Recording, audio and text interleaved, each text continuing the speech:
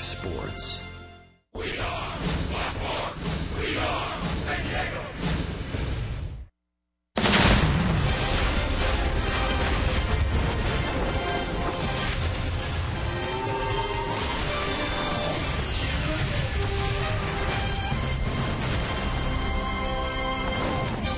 Last night, Justin Upton sent a laser shot into the left field second deck as the Padres win it 5-1 to square the series with the Arizona Diamondbacks.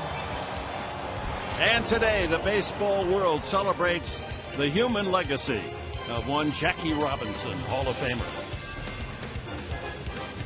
Everyone wears number 42 around baseball today and tonight, and we welcome you to Petco Park on Jackie Robinson Day, this April 15th, 2015, as the San Diego Padres host the Arizona Diamondbacks. It's the finale of their three-game series. And good evening, everyone, with Mark Grant, Dick Enberg. We proudly are wearing our 42 pins, as Jackie Robinson will be remembered throughout this day. I'm such a huge baseball fan. I love old school baseball, and to jump in the time machine to go see Jackie Robinson play, if I could do that, I'd do it in a heartbeat. Wish you could see him play. And you would be excited at his every bit of athletic action. All right, Brandon Morrow, he has had one start for the Padres and didn't allow a run. Yeah, he pitched well enough to win the ball game. Still looking for that first win. Hopefully he just carries over for what he did last time. In the 7 innings of work, he threw 88 pitches. But look at this right here. What got the majority of the San Francisco Giants way out in front, only giving up 4 hits? A lot of off-speed pitches. Now keep that in mind. He threw 96, but it was the off-speed pitches that really got the Giant hitters. And Brandon Morrow trying to come up with a win, and the Padres with a series win. Coming up next, more on Jackie Roosevelt Robinson, the man who brought color to the social palette.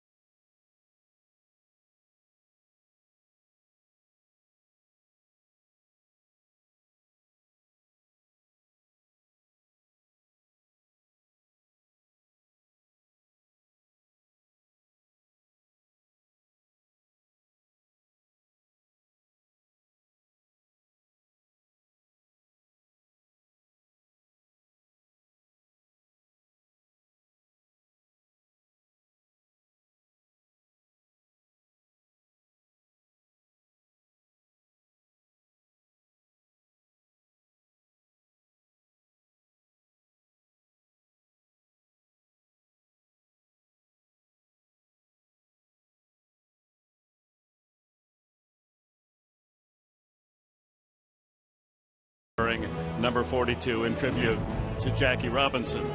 Now, there was so much more to Jackie Robinson than his Hall of Fame baseball career. He was a man of extraordinary courage and intelligence. He loved a fair fight, while fighting fiercely for social fairness. And the fans will never forget the sight of Jackie Robinson. Jackie's story has been told many times, but few know about the battle he faced years before breaking into the major leagues. In 1944, while serving as a lieutenant in the U.S. Army, Jackie was ordered to move to the back of a bus. He refused. After an altercation with the driver, Jackie was arrested.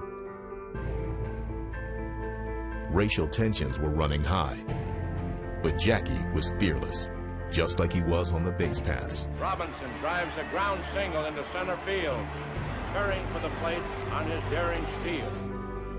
And I fought because I knew it was not doomed to be a losing fight. It couldn't be a losing fight. Armed with a pen and his belief in what was right, Jackie pled his case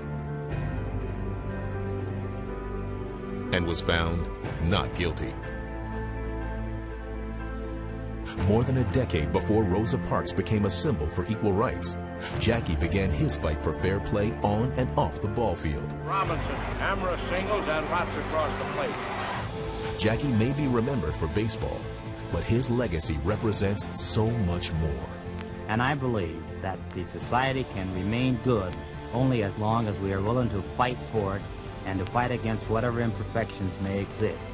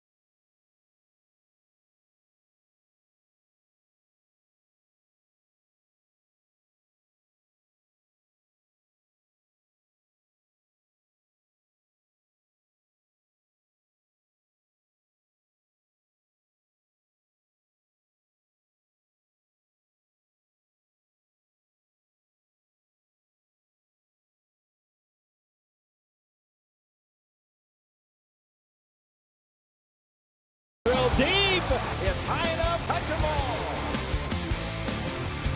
Despagne. That is a big league pitch, folks. What a double play. Nice going, Pods. And we're set to go for the final game of this homestand, the finale of the three-game series. As Arizona won the first 8-4, the Padres answered last night with a 5-1 win. And here we go before the road trip to Chicago and Colorado with Brandon Morrow taking the mound. Let's take a look at the batting order for the Arizona Diamondbacks tonight, as new skipper Chip Hale has them ordered this way. Inciarte back on the starting lineup will lead it off. Then Pollock, Goldschmidt, and Trumbo. Jake Lamb hits fifth, and the veteran second baseman Aaron Hill. Jordan Pacheco gets his first start of the series. Then Nick Ahmed, the shortstop, and Chase Anderson on the mound. And right-hander Brandon Morrow, he pitched to Jim last time out. He pitched well enough to get the victory. He's still looking for good old number one. And speaking of number one, how about strike one? That's a big key. for the 30-year-old right-hander, and off-speed for strikes. Dick, against the Giants last time out, he was a master of the off-speed.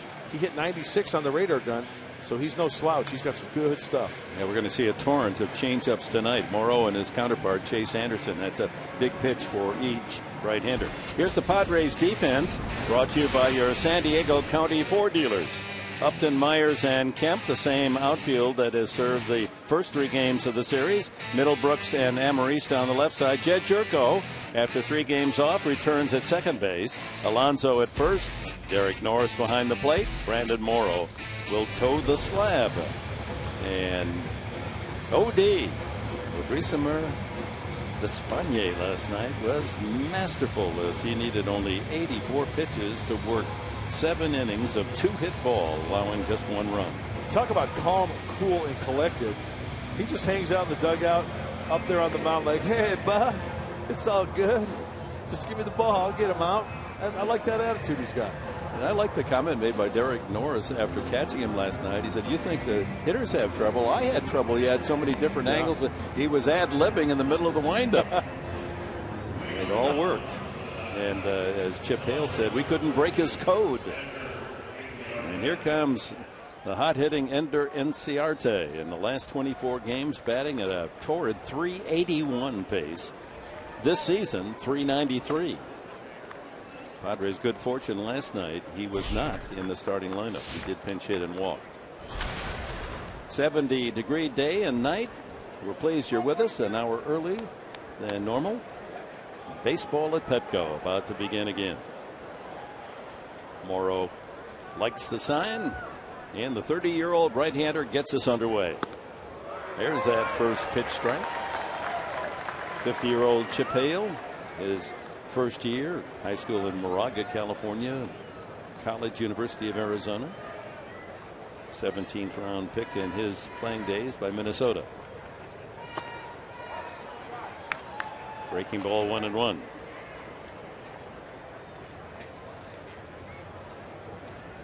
College night tonight, this Wednesday night. Some of the professors are here. It pins inside, 2-1. Let's take a look at the motion of Brandon Morrow. Pretty straightforward, but he does have a little twist and turn at the top. Good extension up top. See him get out in front. And boy, pronates in like that. Get a little run on the fastball. There's another fastball, well placed, 93 miles an hour. You know, he doesn't look like a max effort with that delivery. He's nice and smooth, but the ball still jumps out of his hand. Born up in Santa Rosa near wine country and attended Cal Berkeley, Morrow. So the 2 fastballs have been for strikes. The 3 breaking balls have been inside. Exactly, Dick. Good point. And Inciarte has laid off. He's just spitting on those breaking balls, not even offering at them. Have to keep an eye on that.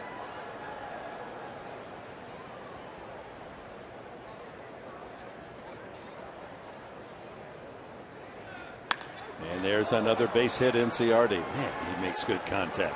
A line shot to left field to get it started tonight.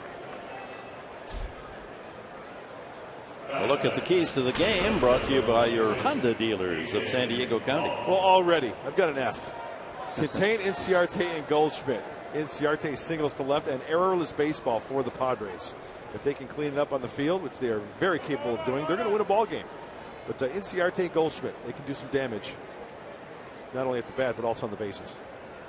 A.J. Pollock, former Notre Dame star, hitting .250 thus far. Bends him back with a moving fastball. Nice two-seam action right there.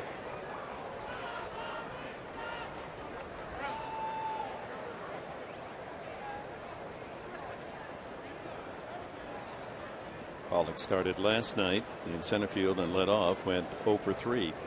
Walked and hit 3 straight balls to the shortstop. This one to right field, slicing into the corner. That's running out of room is Kemp, and makes the, no, did he make the catch? Yes, they're going to say that is a catch. Ball is thrown back to second base, and back in time, Inciarte. No, he's going to be out on the tag play if they're going to call that an out, because Inciarte did not tag up in advance to second. he was playing halfway, and then when he saw the ball come free, he ran to second. Ruled by first base umpire Jim Wolf that it was a catch. He threw up the right fist. Oh, what a great effort by. Yeah, he had it in his glove. That's a great call by Jim Wolf. Remember, now a year or two ago, he's secure. Now watch, he's secure in the glove. He's going for the ball. That's like the same rule on the double play at second base. He had control of it. That is a catch. That's the correct call. Now, you know what, Dick, I'll be quite honest with you. I did not see Inciarte. I saw him take off. Now, whether he tagged or not at first base, I couldn't really answer that. Yeah, I didn't think he had tagged, but apparently that must be the case because he's allowed at second base. And with one out, here's Paul Goldschmidt. Oh, Kemp saves what could be a big early inning with that fine play in the corner, and he's not that accustomed to the caroms and the shortness of that right field corner where the foul pole angles out, then angles back out again, and then out again. You know, the good thing about that play is that if that's off his glove, it looked like it was a foul ball. It was in foul territory. But what a great effort by Matt. Flash look, going there full bore. Runner goes. And he steals without a throw. So Inciarte, he is such a pest, doing everything for the Arizona Diamondbacks to frustrate the Padres. Well, with the way the defense is playing too, first move, one look from Brandon Morrow. He is off and running, especially with the right-handed hitter. You get that front door closed. And Buddy would be the first one to say, you know what, you can't just let those guys get that good secondary lead. You got to give them a couple looks. Inciarte's first stolen base. So man at third, one out here in the Diamondbacks' first inning.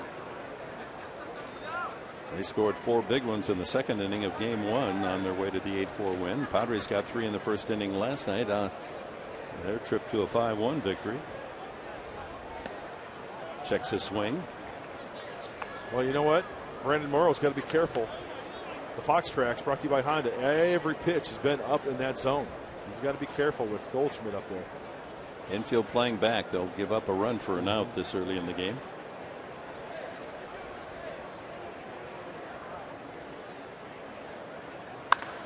That ball hit high and deep to right field. Kemp going back again, and he's going to run out of room. A home run for Paul Goldschmidt. You mentioned in this series he's got tremendous power the opposite way, and he'll circle the bases for the 3rd time this year, and the D-backs have jumped in front 2-0. Remember, I just made note of the Fox Tracks. All the pitches were up. Look at this on contact. Right at the belt buckle, and Dick, you said it. The sound, the opposite field power of this kid is just remarkable. 94-mile-an-hour fastball. So far, Morrow has not fooled any of the 3 hitters. Inciarte a line single. Pollock almost hit it out in the right field corner. Fine play by Kemp, and now Goldschmidt drills it over the jack deck for his 3rd homer. Mark Trumbo hitting cleanup tonight. Trumbo drove in the only run off Bispagne in the bullpen last night with a double.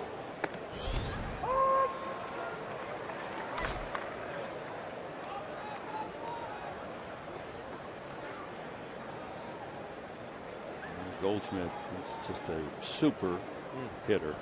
He'll be in the All-Star game again this year. They really missed him. He was injured half the season. And the home run was a very special base hit for Goldschmidt. His 500th major league hit, a home run.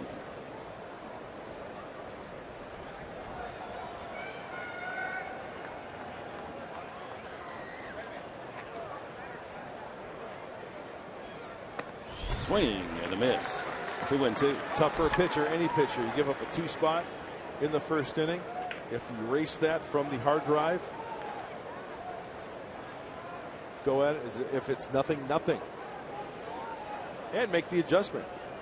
Work down near the shoot tops. All those pitches to Goldschmidt were up in the zone. Another drive, but Kemp has a beat on it, and it carries out to the right fielder for the 2nd out. The 4 straight hitters have hit the ball solidly.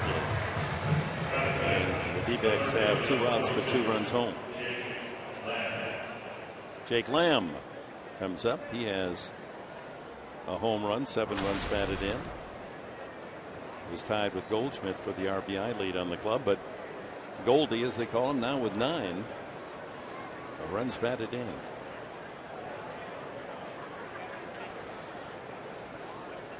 Hmm. 93, a strike. The only reason why I just pulled the Bud Collins on you, Dick, is because that's not where he wanted it. Even though it was a called strike, he wanted that pitch in. Derek Norris was set up inside. It leaked over the heart of the plate. That's not good. See his glove. It's set up inside. See if he gets it in there. Another line drive, base hit. The D-backs come out with their hitting clothes on. 2 outs were well struck and 3 base hits, a single, home run single. Brings up Aaron Hill. Well, once again, Derek Norris was set up inside. When you look at his glove right there, right? Well, when the pitch is thrown on contact, Derek has to move to the left a little bit. And you know what, folks? It just takes a little bit. I'm talking inches, right? And that leaks over the heart of the plate. Stays inside it nicely, and Lamb singles to left. Hill, the second baseman. And that'll be a one-hopper to Jerko. He'll go over to first for the out. But the damage done early by the D-backs. 2 runs on Paul Goldschmidt's home run.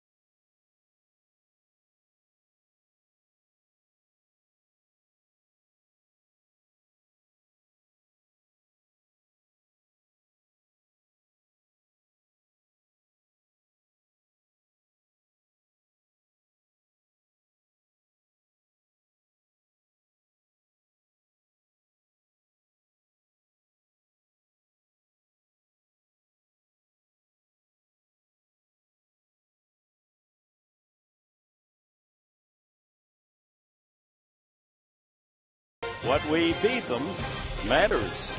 And by Mercury Insurance. You could get 2 free Padres tickets. Learn more at mercuryinsurance.com.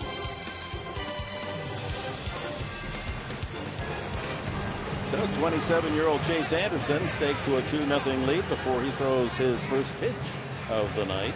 And here's the lineup that he'll be facing, set out by manager Bud Black. Will Myers to lead it off. Then Derek Norris moves back to the second spot. Right fielder Matt Kemp will hit third. Then Justin Upton. Yonder Alonso fifth. Will Middlebrooks. Then Jed Jerko, Alexi Amarista, and Brandon Morrow. The Padres lineup brought to you by Toyota. Myers hitting .270 at the start. And takes a strike. Doubled his first time up last night. And that set the Padres off on the right foot with a 3-run opening inning. And tonight they'll have to come from behind. 1-1.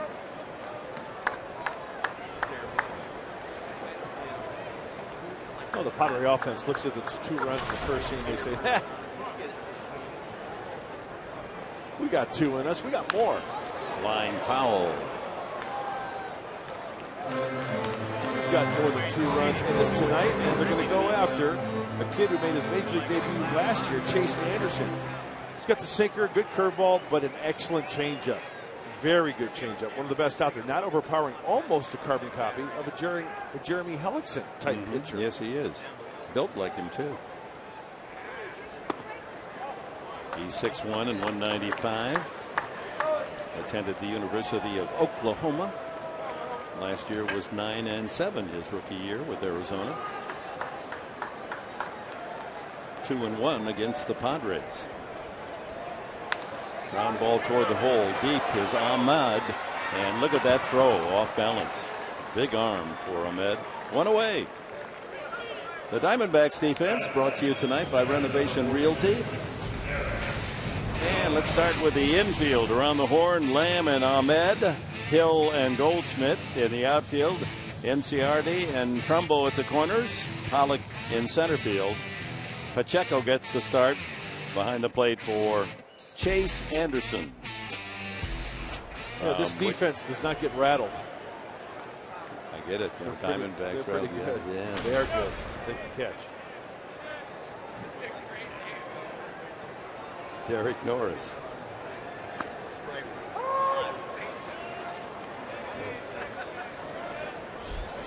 Hitting .273. 9/4/33 with Matt Kemp on deck.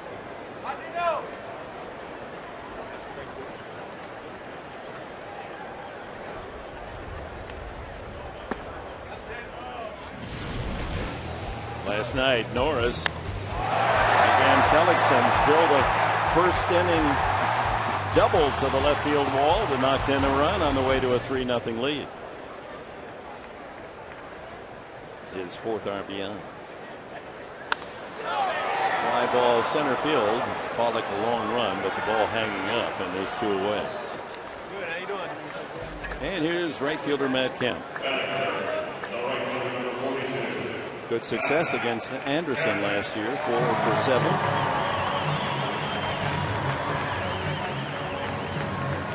Leading the Padres in base hits so far with 14 hits in the 9 games. It's among the National League leaders. Boy, Matt's doing a great job with the leather too, isn't he, in the outfield? Yeah, it was a terrific play he made in the corner. That could have been a huge first inning for Arizona.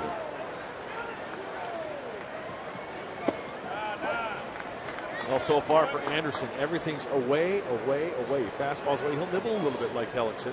And it raises the question, when I looked at these two pitchers, why they don't split them up a little bit, you know, like 2 and 4, 2 and 5, whatever the case may be. That's a good point. High fly ball to Pollock, deep in center, but not deep enough. And it's a 1-2-3 inning for Chase Anderson. D-backs lead 1-0.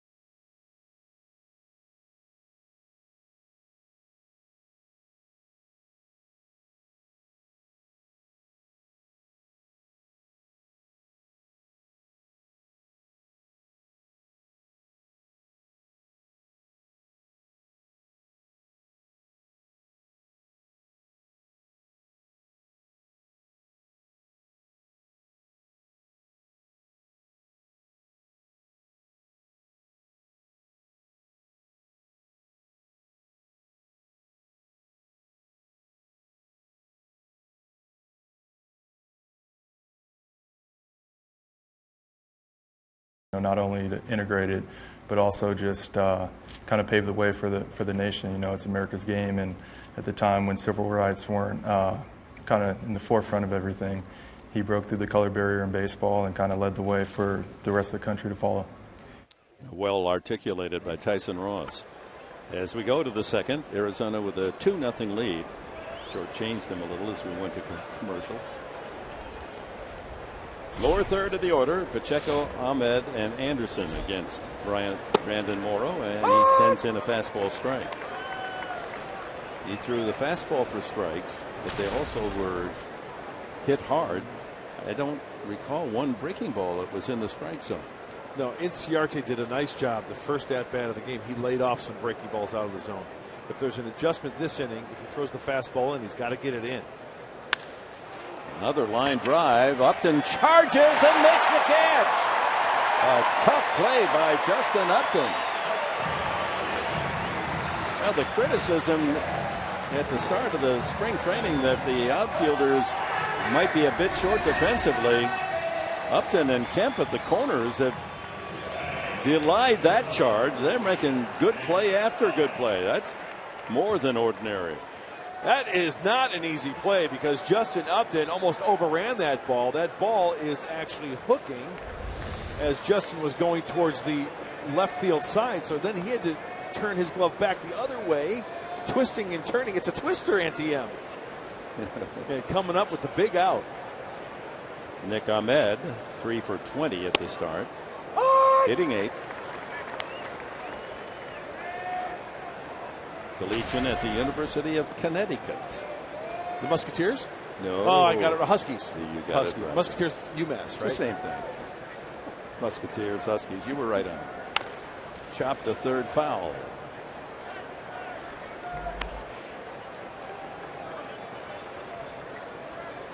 He's 25 years of age, a product of East Longmeadow, Massachusetts.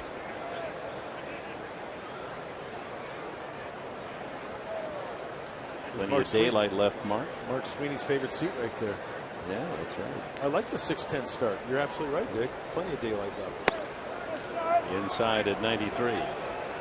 There's the pitch in the first inning that he leaked over the heart of the plate. And you know what? You'd rather be off the plate like that last fastball than over the heart. It's where Ahmed could do some damage.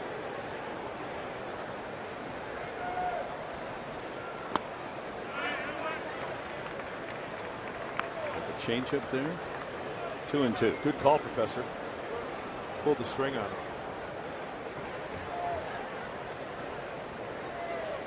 Love the change up. Good pitch. One of the tougher pitches to hit.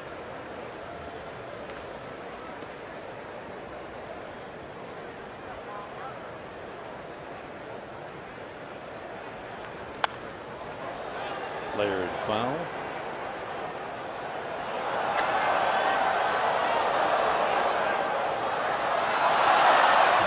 Just refusing to be collected by a fan, bouncing all over the upper deck, lower deck.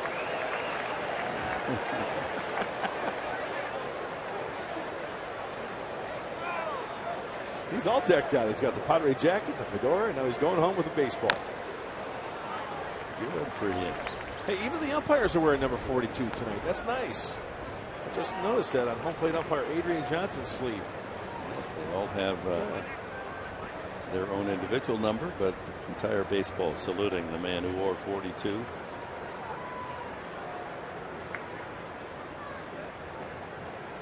What's interesting is that Jackie Robinson's best sport was not baseball. It was his 4th best sport. Swing and a miss, and that's the first strikeout for Morrow. Went to UCLA, and football was his game. He was a star running back. Basketball made the basketball team. Track and field, had he concentrated track and field, would have been an Olympian. I think he still holds the long jump record in high school Southern California. And baseball was just kind of an afterthought. Pitcher Chase Anderson, 0 for 1 this year.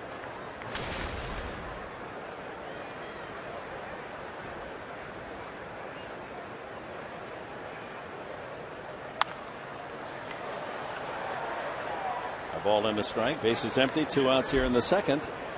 We're pleased you've joined us tonight. Look forward to chatting with you from Wrigley Field, Chicago. 3 morning games back on the West Coast, Friday, Saturday, Sunday.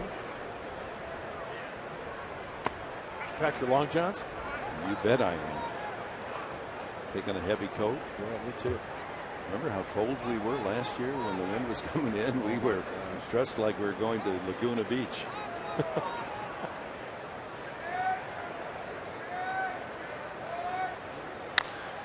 Shortstop Amarista gets a convenient hop.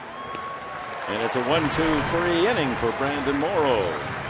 For the Padres in the second, Justin Upton will be leading it off. Hit his second home run of the season last night. Then it will be Alonso and Middlebrooks.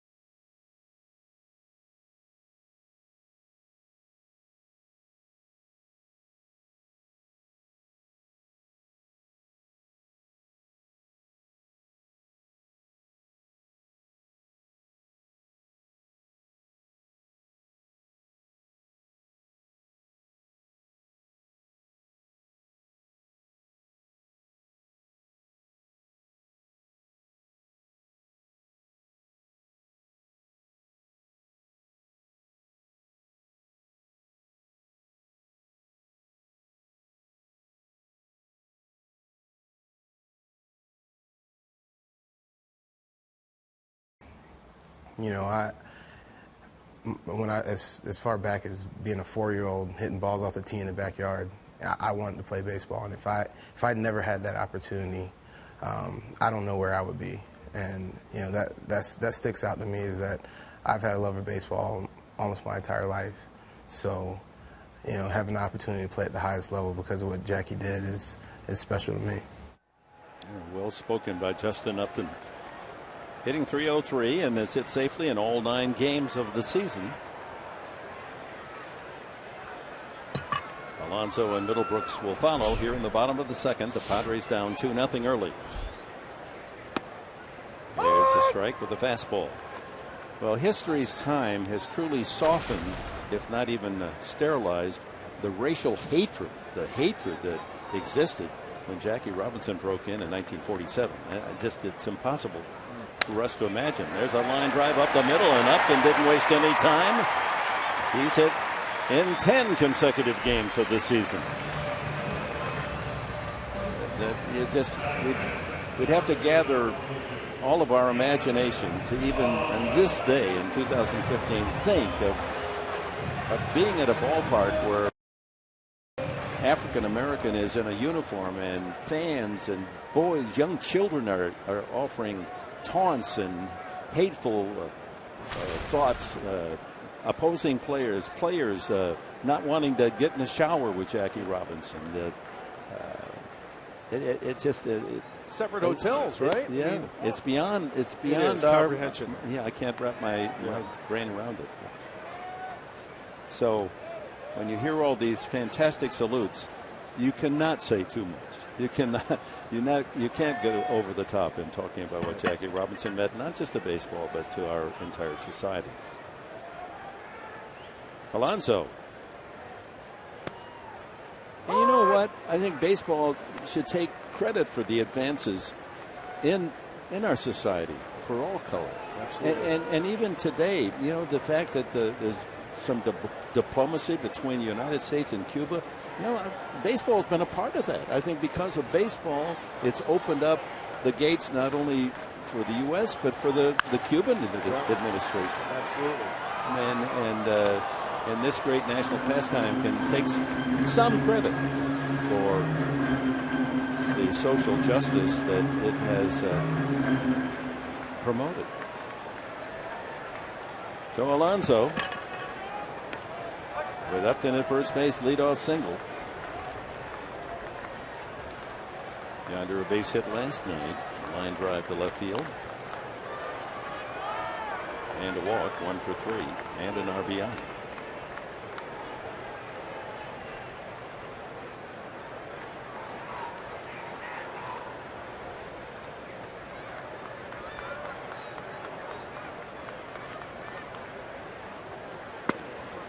Good layoff.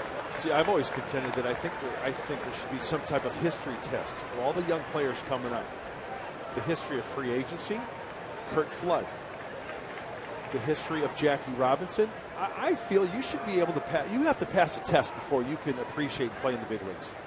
How many of you guys actually know what Curt Flood did for them, and what Jackie Robinson did for not only civil rights, but in baseball, but our great country?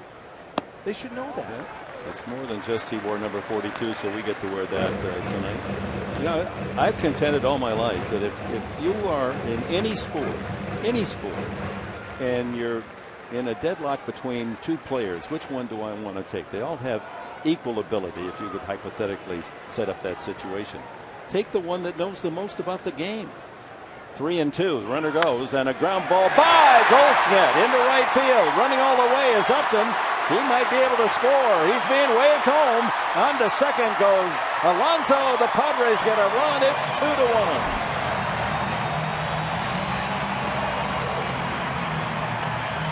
There's the classic situation. The first base holding the runner. The runner takes off. So naturally, the first baseman skips off the bag, and Alonso drills it right behind him.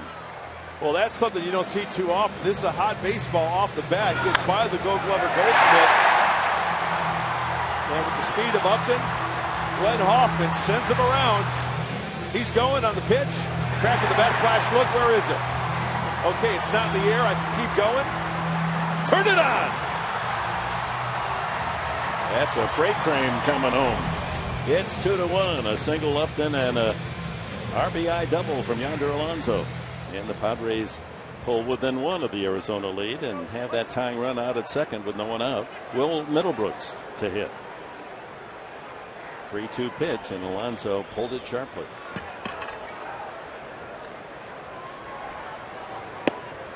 Outside ball 1. Middlebrooks 8 hits and 34 at bats thus far. It comes out at 235.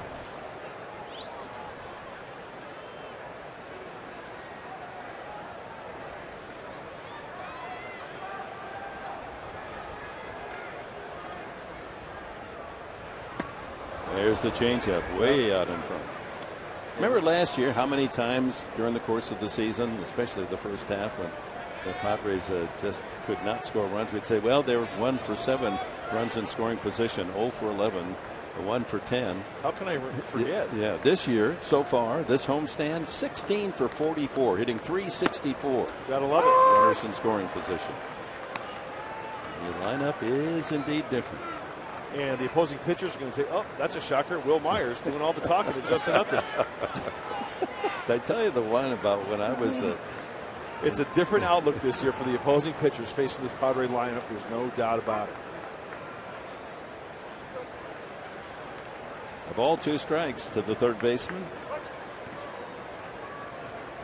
Alonso with his lead at second base. Ground ball to third. That will hold Alonso at second as Lamb throws across in the dirt and backhanded by Goldschmidt. Let's go down to Chris Budden. Chris. Well, Jack Jerko coming up to bat after having the last couple of days out of the lineup so that he could work exclusively with hitting coaches Mark Kotze and Alonzo Powell. Buddy Black said today that he noticed in that game against the Giants with Tim Hudson on the mound that he was trying so hard, almost too hard. And he said when you try too hard and you don't perform, the next day you'll try even harder. And it kind of gets into a pattern that one day you just kind of had to take a step back and regroup. All right, that's a good point, and let's see how the more relaxed Jerko performs tonight. He performed pretty well on that swing, driving Inciarte back, but able to make the catch.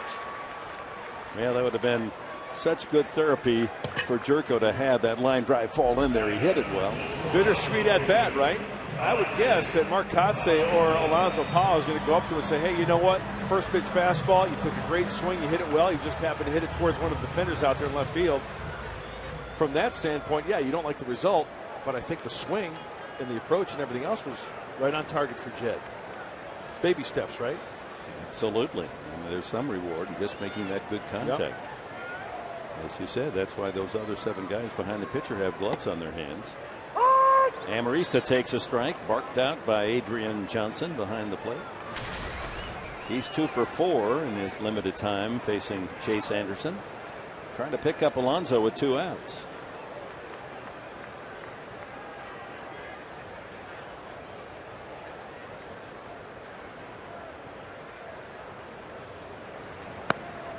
One and one. Second start for Chase Anderson. He worked 5 innings in his first game against the Dodgers. Gave up 5 hits and a home run and left the game tied 3-3 after 5. Arizona went on to win it in extra innings. 2-1. So the runners in scoring position number is homestand 364 with 2 outs. They're hitting 280. I'll take that. Huh? Alonso, the RBI double. And now Amarista, the number 8 hitter, trying to tie the game.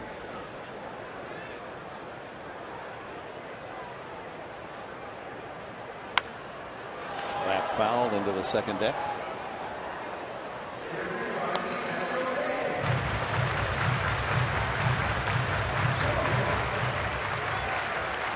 Okay, enough already.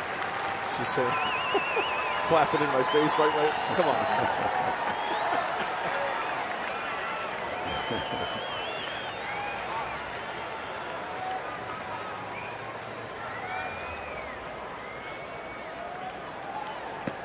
There's a slow breaking ball.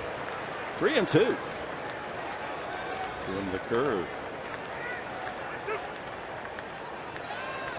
Might see a change up here. First base open. We got the pitcher spot on deck. Be a force at any base. I'll bet you $1 he does not throw him a fastball. It's something off speed. Line to left field. Inciardi playing just right again. Boy, the Padres a couple of lineouts to left. Jerko and Amarista hitting in tough luck after Alonso had plated Justin Upton with an RBI double. It's 2-1.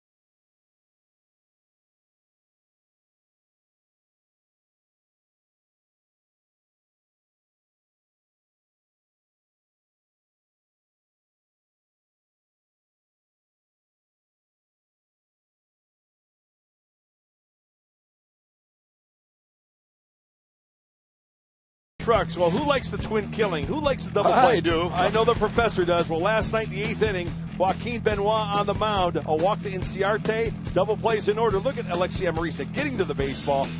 The flip, perfect to Solarte. And then the strike to Alonso. Oh, Professor, that's the old 6-4-3 double play. It's a beautiful thing. The fact that all that can happen within 4 seconds, you get 2 outs. It's ballet. Top of the order. Here he is, Ender Inciarte. He singled to start things in the first inning and came around on Paul Goldschmidt's home run to right field. There's a slow curveball in for a strike.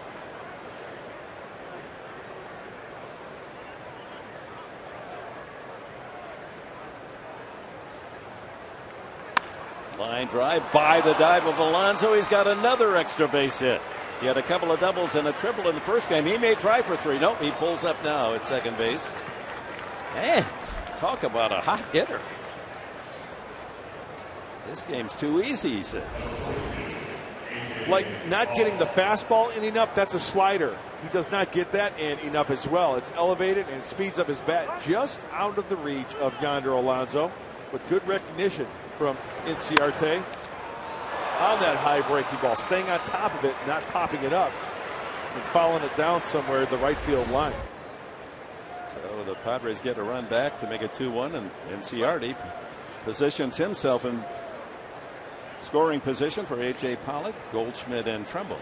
Get the run back. You got to watch him. He stole third base, remember, the last time he was on second.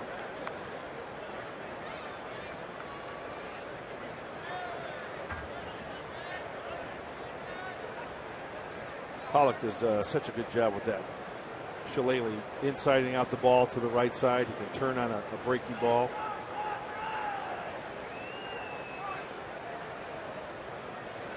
Amarista ducks in behind Inciarte, so Morrow backs off the rubber.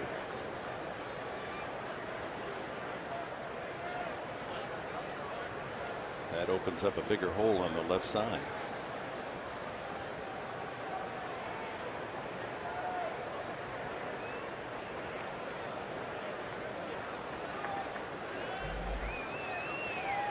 Single and a double, 2 for 2 for Inciarte. Always have to be aware also, Dick, is after the pitch, a throw down from the catcher, a timing play with either the second baseman or shortstop if Inciarte gets too big of a secondary lead. Drops the breaking ball in for a strike, 1-1. Goldschmidt on deck.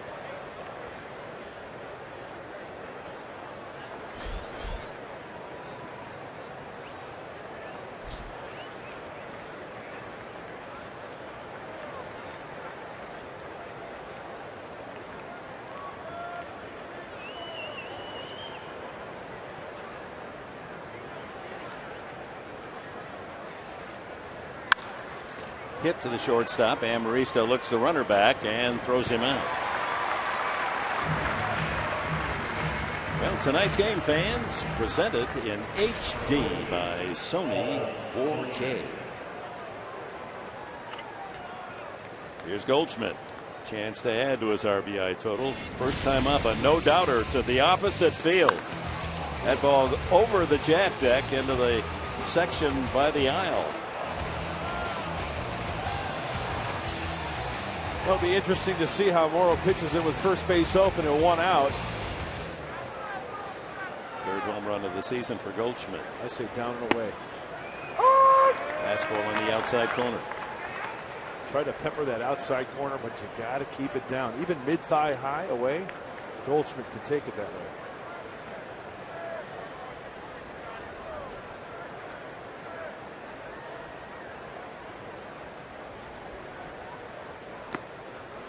In the dirt, 1-1.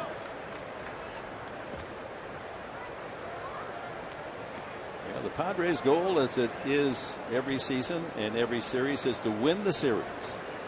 You can't win the pennant in April. Some say you could lose it in April. But you want to win the series, and the Padres have been outstanding at just that since the All-Star break a year ago. There he goes to third. Throw to third, and he is out! Good throw by Derek Norris, and for the 5th time this year, Norris has erased a base stealer. He leads the National League. Well, from the reaction of Inciarte, hold all tickets. Chip Hale looking at the phone. Diamondbacks making a phone call to the clubhouse. He's off and running. Middlebrooks holds his ground, and the swipe tag. Oh yeah, looks like he got him right there. Sure does. Oh yeah. Up on the upper right thigh. Yep. Derek Norris felt there was a criticism in Oakland that he didn't throw out enough runners. But he's certainly shown a good talent for that so far as a Padre. And the count 1-2 on Goldschmidt. Big fan of Derek Norris. See him every day. More and more I like him. The wall. Old scrap iron. Reborn.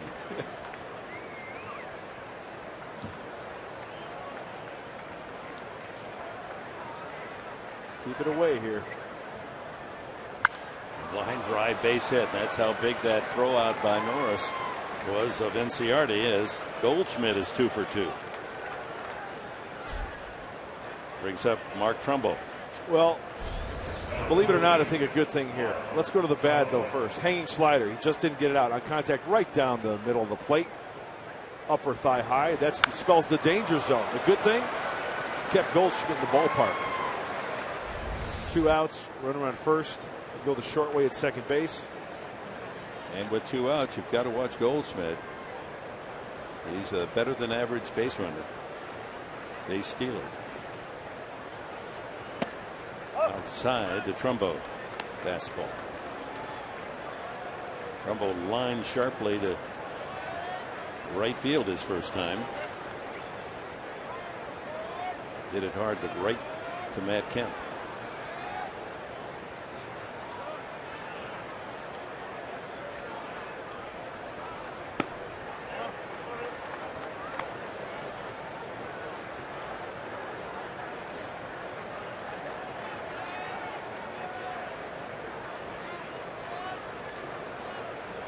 Thanks to Derek Norris. The Goldschmidt single doesn't do any damage. It's still 2-1. Another sharply hit ball up the middle. Goldschmidt with 2 outs running all the way. He'll make it easily to third. Another sharply hit ball off Brandon Morrow. Not fooling these Arizona hitters. It's all of a deal of not hitting the location because Derek Norris, once again, he wants it down and away right there. But on contact, boy, it's up, and Trumbo gets extended. So Darren Balsley going to go out the pitching coach and chat with Brandon Morrow. You know, there are some pitchers that are wild out of the strike zone. Right. And there are pitchers that can be wild in the strike zone. You know, Dick, it's such a fine line in any sport, especially, you know, when I talk about the strike zone. I mean, we've talked about this before. Let's say this is the strike zone, right? I mean, it's a matter of a ball. If you're being successful down here to Goldschmidt down and away, if he's batting right-handed, I mean, just if that ball is up a matter of 4 or 5 inches, it could spell danger for the pitcher. I mean, these guys are good hitters. They like the fastball. And when you elevate like that, it could be the difference in a ground ball, a weak ground ball to the left side, or a line drive to the left center field gap. And Morrow would be the first to admit the evidence is there. He just has been hitting the sweet spot for the hitters and not where he wants to make it tough on them. Here's Jake Lamb. He lined a single his first time up. First and third with 2 outs. Fly ball sliced to left. Upton toward the line and makes the catch. Ooh, Padres get away with an inning. 2 sharp singles and a double, but Arizona doesn't score.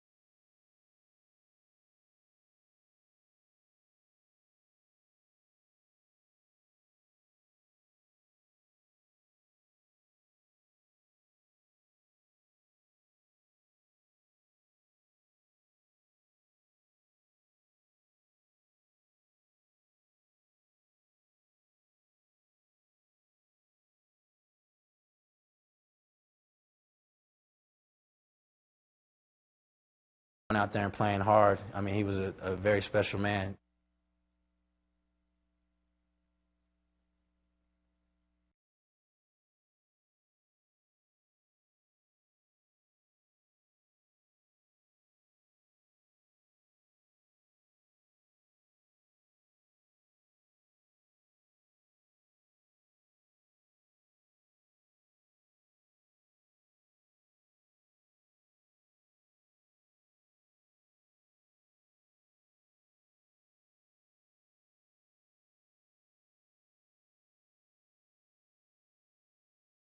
Learned a lot about Jackie Robinson, you know, being really close with Don Newcomb and him telling me all these great stories about him, as far as him not just being a baseball player, but as a man, you know, not only, you know, representing, you know, African Americans, but just, you know, respecting the game and going out there and playing hard. I mean, he was a very special man.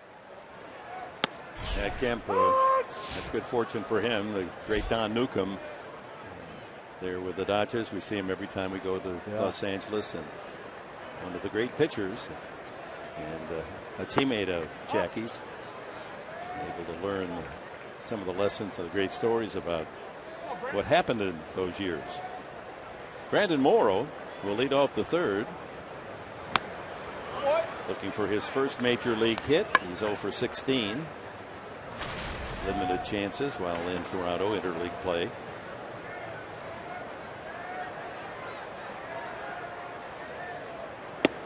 Strike three call. And for Chase Anderson, his first strikeout. Chris Button. Quick update on Ian Kennedy. He threw a bullpen today, the first time since injuring that left hamstring. I spoke to him briefly afterwards. He said he felt good. So right now the schedule is that he would throw another bullpen on Friday, and then that would set him up, if all feels well, for a rehab start in the minor leagues on Monday.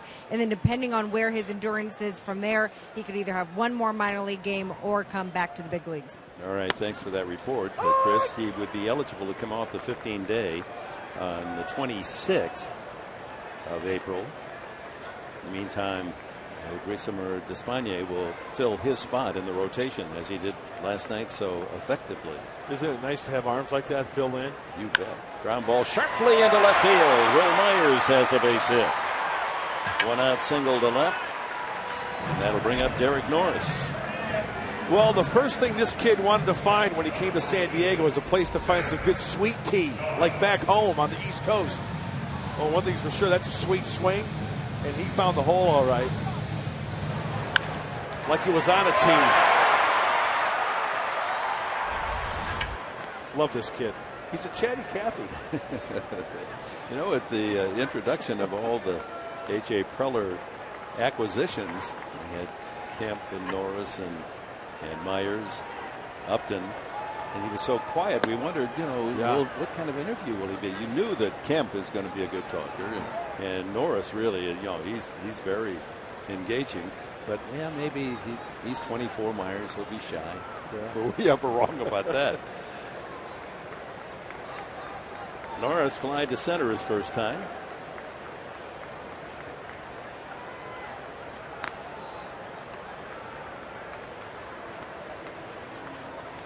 Well, when the trade was made, I made a phone call to my good friend Todd Callis, who does sideline for the Tampa Bay Rays. Right. The son of the late Harry Callis. Good egg, Todd is. And he said, you are going to love this kid, Will Myers.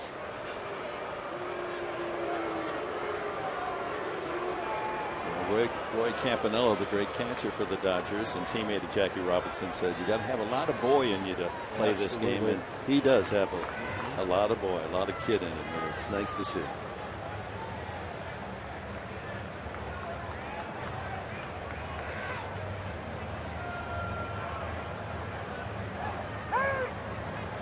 See, that's kind of a set play. They'll get the sign from the catcher saying to hold. Go to the set and hold and see if the runner makes a move towards second base until somebody calls time, then you step off. Coach Glenn Sherlock next to Chip Hale. Popped up back of home plate and out of play. Was the changeup and had Norris out on the front foot.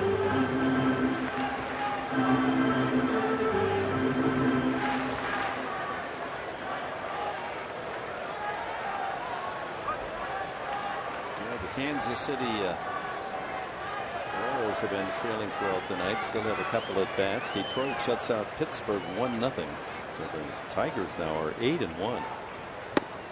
Swing and a miss, 1-2. Kansas City trails at Minnesota 3-1. Royals have not lost as yet. Boy, that Central Division have one team 8-1, the other currently 7-0.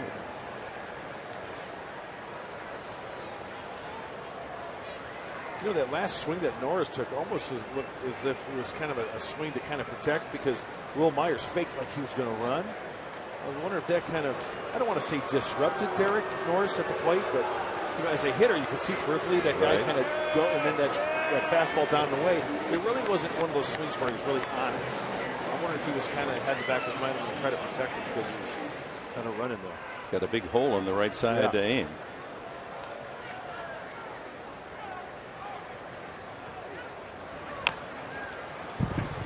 That's another one of the amazing facts about why Tony Gwynn was such a superb hitter, that he said that when the runner at first base, if the hit and run was on, he knew he could see the ball coming and see where the infielder, which infielder was covering, then he'd hit where it was empty. I mean, how good is that? Let's face it, he had a magic wand, didn't he? He could do it. He was the best. Runner goes.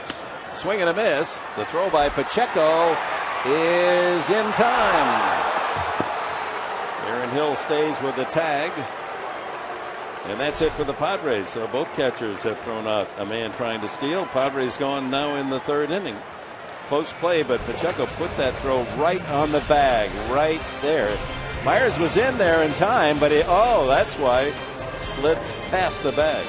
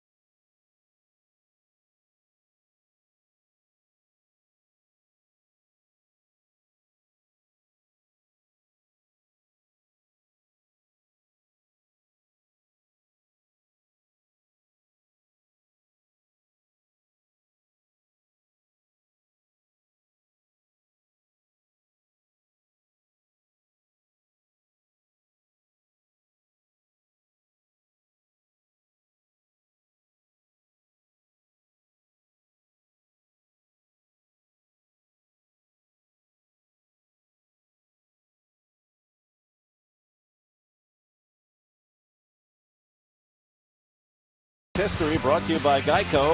1998 NLCS. Trevor Hoffman gets Fred McGriff to fly out to center. And who grabs the final out? Steve Finley. And the Padres head to the World Series. And Steve, sitting in for Mark Sweeney tonight, is with us down by the Padre dugout. Steve, how's it going? Oh, it's going good. I'm amazed how fast the game is down here. I don't know how I ever hit. Aaron Hill starts it for the D-backs in the fourth. Arizona leading 2-1. Morrow sends in a fastball at 92.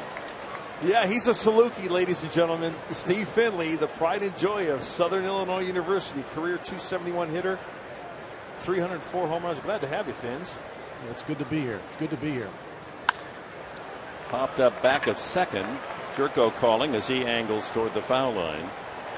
One away. Steve Finley, right off the bat, I have a question for you. We've got some pitchers tonight with off-speed stuff.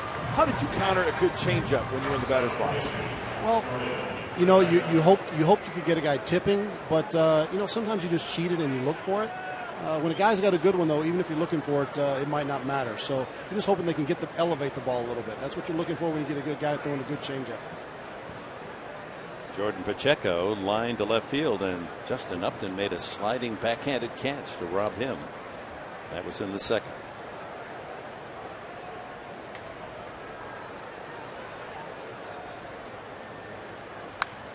The beauty of Steve when he was a Padre was not only his power but his base stealing prowess, and I, as a fan, certainly appreciated how he could cover the outfield. Sure could. He's got to appreciate some of the outfield play he has seen. Matt Kemp, and after this pitch, Steve Finley, I'm going to ask you about that catch, Justin Upton in left field. You played a lot of center field. It gives you a different look when you're playing the corners. Tied him up. Foul tip. Well, it does. I mean, coming in making a sliding catch like that is it's not easy, especially when you're dealing with the lights at that time of the day. Twisting, turning, diving play made by Justin Upton to deny Pacheco. 0-2 the count. Got him swinging. Nice breaking ball. That's the first time that the breaking pitch has really fooled an Arizona hitter. Second strikeout for Morrow. Really good rotation, getting on top of it and getting it through. Look at that rotation right there. Straight down to 12-6. Takes all the sting out of that bat. And the fight doctor, Jordan Ferdy Pacheco, goes down swinging. Shortstop Nick Ahmed. He struck out his first time.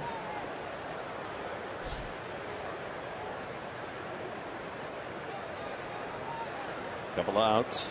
No one aboard here in the fourth for Arizona. Strike on the outside corner. Ahmed showing bunt. That brought Middlebrooks charging from third.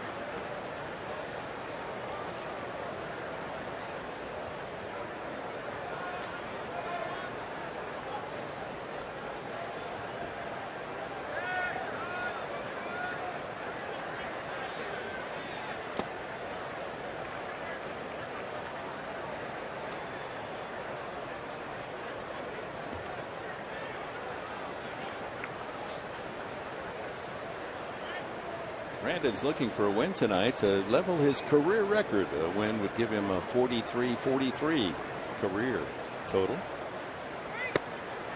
And squares again and takes a strike. Dick, I had the honor of looking over my shoulder when I was a Houston Astro and played with Steve Finley. And I came up with the nickname, the Whippet, the Greyhound. Steve, I'll tell you what, no, in the Astrodome, man, you could cover some ground. That was a big outfield. It was a big outfield. So was Qualcomm. Yeah. But I took pride on both sides of the field, and I liked it when you guys gave me some work out there. And I did. Give. That's all Mark Grant did in his career. Well, it gets boring when you're just standing out there looking around and you don't get to run anywhere. Yeah. And Steve, as a visiting player, you got to play here, right? I sure did. And what did you think of this outfield? Tough place to hit. Yeah. That was my first experience here, but balls in the outfield, like to the gap, I felt like it was a frisbee thrown into the wind. It just kind of set up in the air for you and you could run underneath it. Interesting. Swing and a miss, strike three. A strikeout of Pacheco, another of Ahmed, and that's it for the D-backs in the fourth.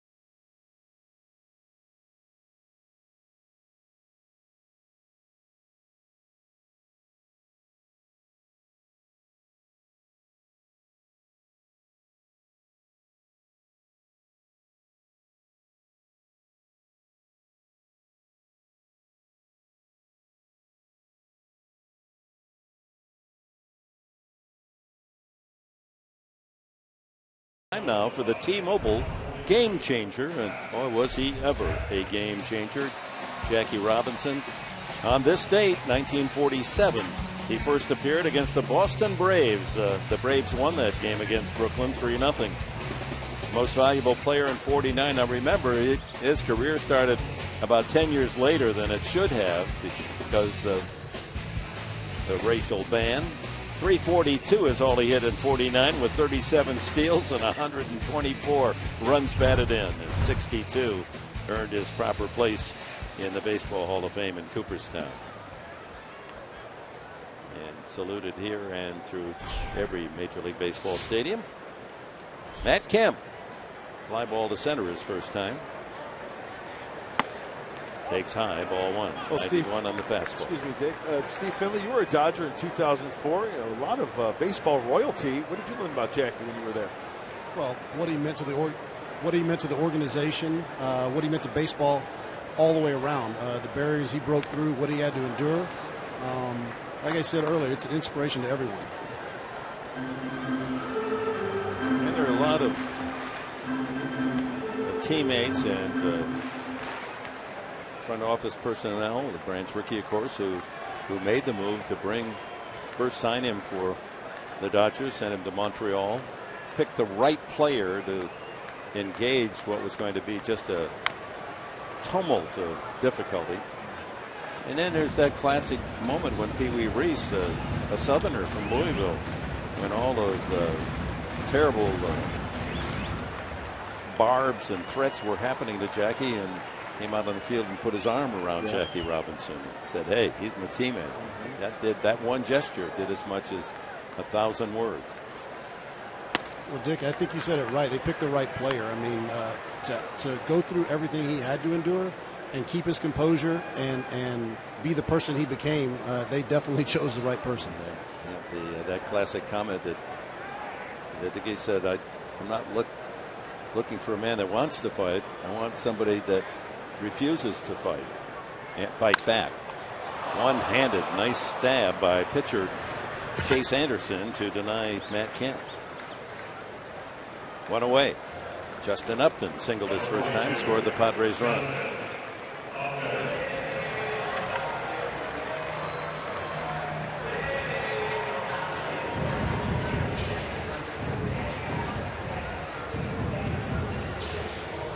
The score. Diamondbacks here in the bottom of the fourth inning, leading the Padres. Padres run came in the second. Upton singled to center and came home on Alonso's double.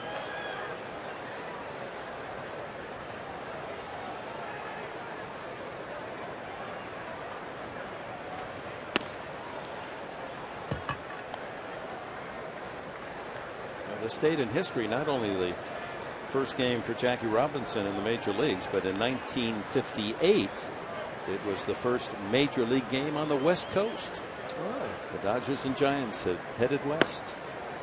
San Francisco shut out the Dodgers 8-0 at Seals Stadium in San Francisco. Wow. Ruben Gomez with the shutout. Yeah, Seals Stadium and the Coliseum, right, were the homes of the teams before. The initial homes of the Giants and Dodgers. Before San Francisco built Candlestick, and then finally the A&T Park is very close to where Seal Stadium was, downtown. And of course, those classic games in the Coliseum certainly not made for baseball, where the left field was so short they had the 30-foot fence. Another base hit up the middle. That's a copy of the line drive he hit for a base knock in the second. So Upton 2 for 2. Well, you can see it down here, just watching his at-bats, the way he's taking pitches. He's on everything. Yeah, he is so short, quick to the baseball, Steve Finley, that, pitches inside, he can turn out. That one's down by the label, but he hits it very aggressively to the baseball. That ball almost knuckling off the bat. Yeah. Well, let's hope he stays hot like this and get everybody else flowing around him. So tying run aboard. One out for Yonder Alonso. Doubled past first base. This one could be two. Ahmed goes to the bag himself and completes the double play. Nothing for the Padres in the fourth. It stays 2-1 Arizona.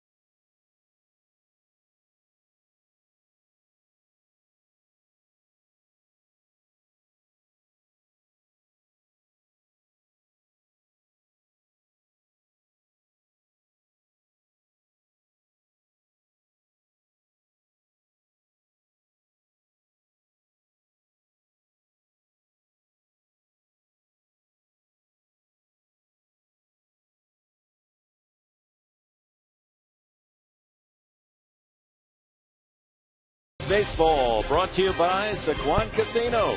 Real friendly, real close. And by Jerome's, proud sponsor of the best seats in the house. Well, when you come to Petco Park, there's really not a bad seat, but if you want the best seats in the house, how about Jerome's? You want to sit in a recliner? You want to have a social sparkler? How about some great food? There are the seats. Look at that. Recliners. You've got tables. You've got big screens. Big leather Jerome's couches, really, huh? That is really big. Get one of those over here. Yeah. That's baseball living. Talk about luxury at Petco Park. Yeah. Look at that. You sit back with your hands on your head like you're at home. Yeah. Isn't that how you are when you're at home? You like to relax and have a little libation, watch the action. I call that couch yoga. I've got a drink in one hand and the remote in the other. And hail to Jerome's. That's right. At the same time. Pitcher Chase Anderson starts the fifth. Look at that, Dick. You bring your Snuggie and you got the big screen. Oh, you got that too. All right.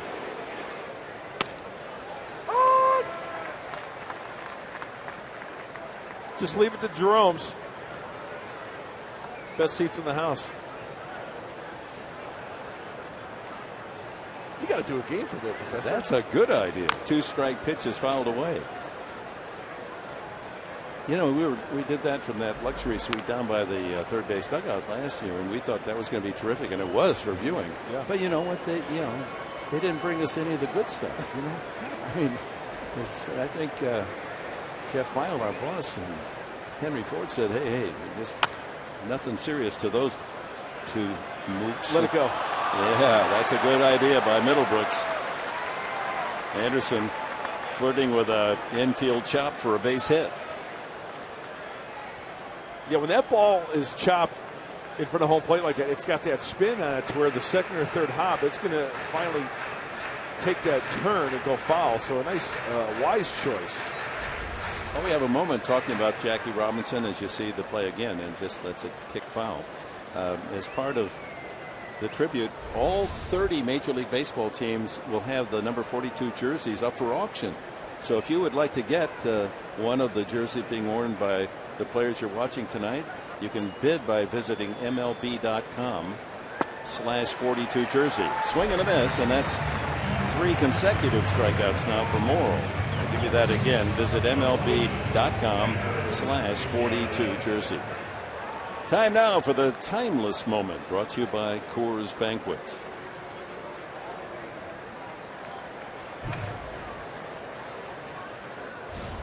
And the timeless moment, of course, 1947 on this date, Robinson makes his Major League debut, going 0 for 3 with a run scored. Yeah, there's a little conflict in information there. We had him not getting a hit in the first game, but nevertheless, he did very soon. Ground ball to second, and how about that ender? Inciardi has made an out. 2 away. It seems like Brandon's really settling in now. The first couple innings, he was kind of missing over the middle, and now he's really starting to settle into a nice groove. He's got a good feel, Steve Finley, for that curveball. 2 strikeouts to end the 4th inning, both on curveballs. And even though it was the pitcher, Chase Anderson, he finished him off with a curveball. There you see the breakdown. He's got that feel down. A.J. Pollock has flied to right into the corner. A leaping catch made by Matt Kemp and grounded to short. I like him. Adrian Johnson, he's bellowing those strike calls. You don't have to see his right arm go up if you're in the upper deck. You know that was a strike.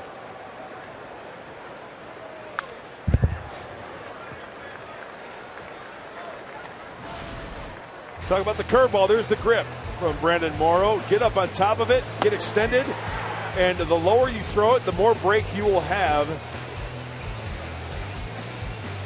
He's got the feel now. Mixing in a slider as well, a changeup, trying to spot the fastball. That looked like a changeup there. And Steve Finley can attest to this, because when you go through the course of a season, you see a pitcher with 4 pitches: fastball, curveball, slider, change, and you face that guy a lot of times. Steve, does it get to the point to where one of those pitches isn't going to have it that night, so you can just eliminate it? That's what you're hoping. When he's got them all going, you just kind of tip your hat and typically walk back to the dugout. Outside to Pollock, 1-2.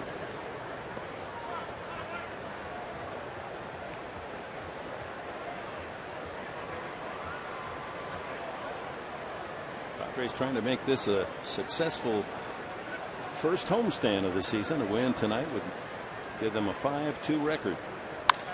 High pop up, back of second. Jerko fades out, and that's another 1-2-3 inning for Brandon Morrow. We're at the halfway mark in this one. 4.5 in the books.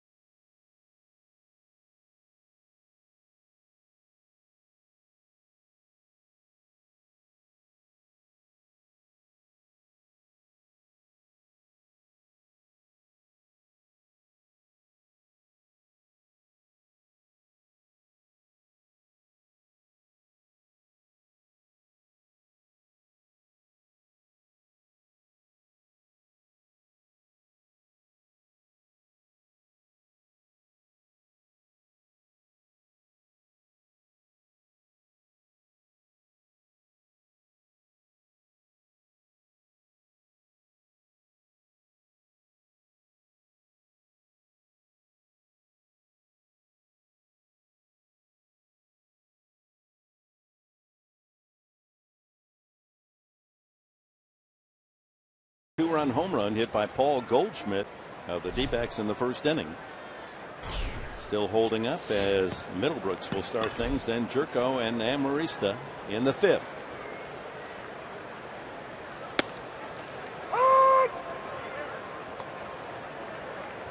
Grounded to third, his first at bat.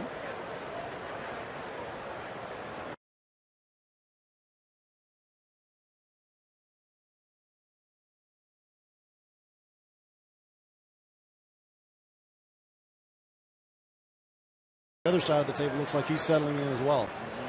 You know, he's not going to overpower you, Steve. Fastball about 91. It was good arm action on the changeup.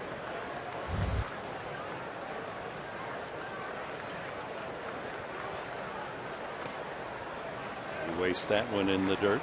Predictable 0-2 pitch. And you know, like Hellickson last night, seems that Anderson can locate that 2-strike curveball in the monster. He wants to bounce it. Hellickson did it last night. Try to get Middlebrooks to chase that one in the dirt as well. Strike 3 called. It was outside, but Anderson gets the call. That ball's off the plate. And a half the ball is whipped. You know, Mark, it's all about location. And when you're starting to hit your spots like that, sometimes you take a little more out, and the umpire gives you the benefit of the doubt. Absolutely right. A nice job by Pacheco. Pitch number 4 off the plate. Here's Jerko lined out to left field his first time.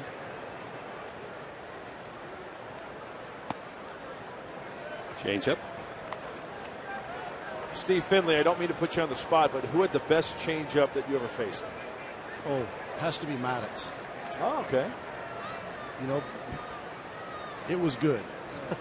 You could know it was coming and still swing and miss it by 3 feet. Yeah. That ball's off the plate there too, guys.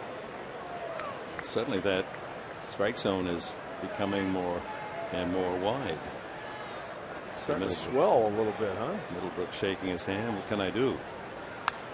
1-2 now to Jerko.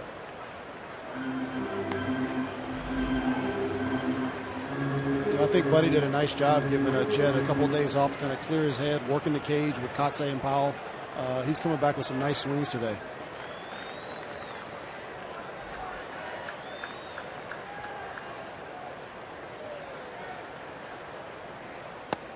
Right down the middle. Breaking ball. Back-to-back strikeouts of Middlebrooks and Jerko, both caught looking. And here's Alexi Amarista. That was a knee buckler there. 12-6, nose to toes. Look at the rotation. Tight rotation on the four-seam grip. Splits the heart of the plate. Jerko bows to Uncle Charlie. Amarista lined out to left his first at bat.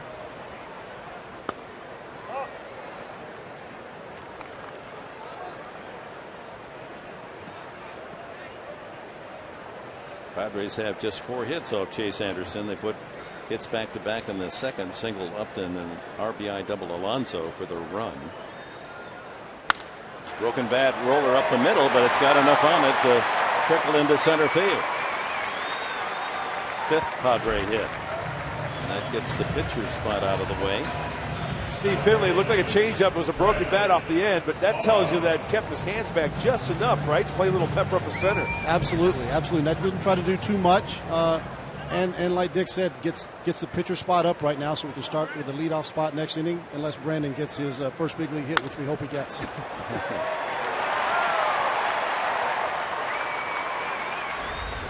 Morrow now 0 for 17 as a hitter. And takes ball 1, 91 on the fastball. 2 away here in the bottom of the 5th. Amarista, the tying run at first. Bill Myers on deck should Morrow keep it going.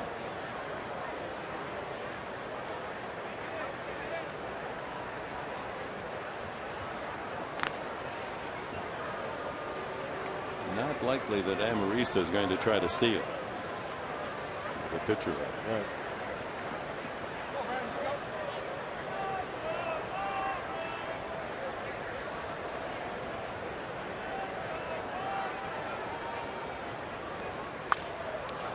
Not a bad swing. Hey, just swing hard and early. You might hit it, right? It's not a bad philosophy. Swing hard in case you hit it. That young lady's going to go home with a smile on her face. Got to elbow your way to go after those souvenirs.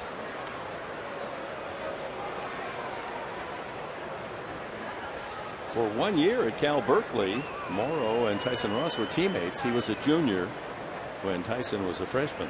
And then after his junior year, he signed as a first-round pick by Seattle. 2-1. He was the 5th player overall selected. A very high regard for his talents out of Berkeley.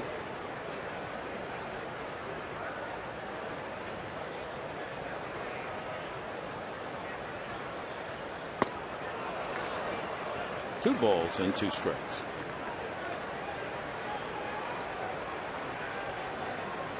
Outfield shallow and straight away a little bit on the shortstop side. If you split second base right there, gives you an idea how far the center fielder is playing on the first base side of second base.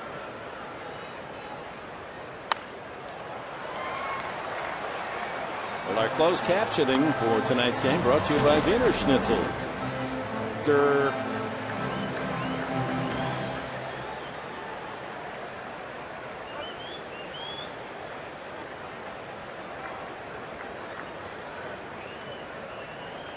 Again, the 2-2 pitch from Chase Anderson to his counterpart, pitcher Brandon Morrow.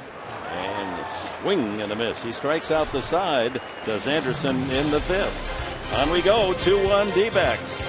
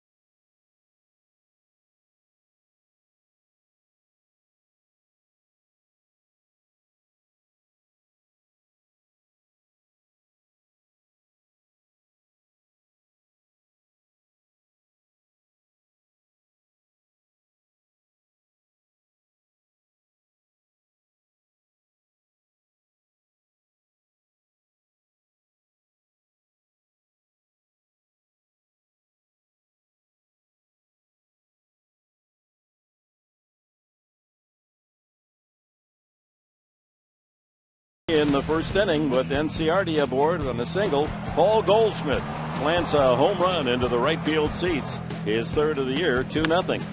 And then Justin Upton avoids added damage as he robs Pacheco of extra bases.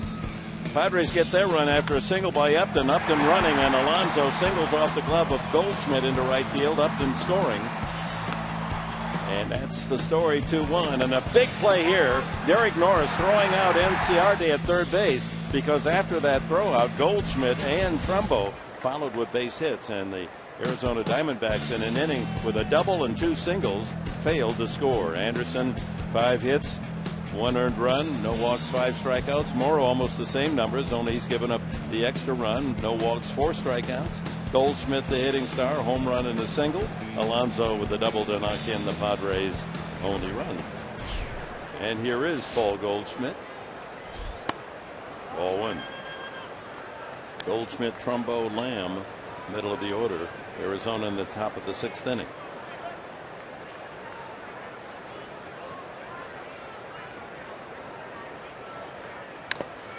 Fouled at the plate on the changeup. We should have noted earlier that the D-backs have made a roster change, and it brought up a Cuban infielder, outfielder Yasmani Tomas from Reno. Big man with a lot of power. Padres had some interest in him as well. That was called a strike earlier. Wow. Morrow's retired the last 7 that he's faced.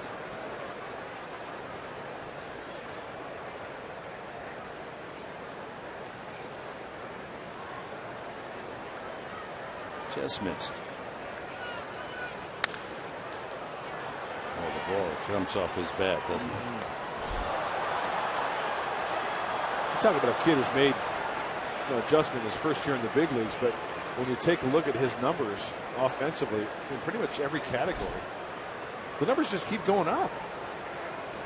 Last year a little down as far as RBIs because he was injured. Yeah. Strike 3 called. Inside corner, says umpire Johnson. Goldschmidt didn't think so. I think Brandon Morrow may have gotten a call, and you know what? That's a big league hang with him for the Diamondbacks, Paul Goldschmidt, because Chase Anderson was getting some calls off the plate as well. As you take a look at this one, trying to bury the four-seamer down and in. Hey, credit Derek Norris for framing that one nicely. It was obviously inside, according to Fox Tracks. So one away, Mark Trumbo. Line to right, line to single to center.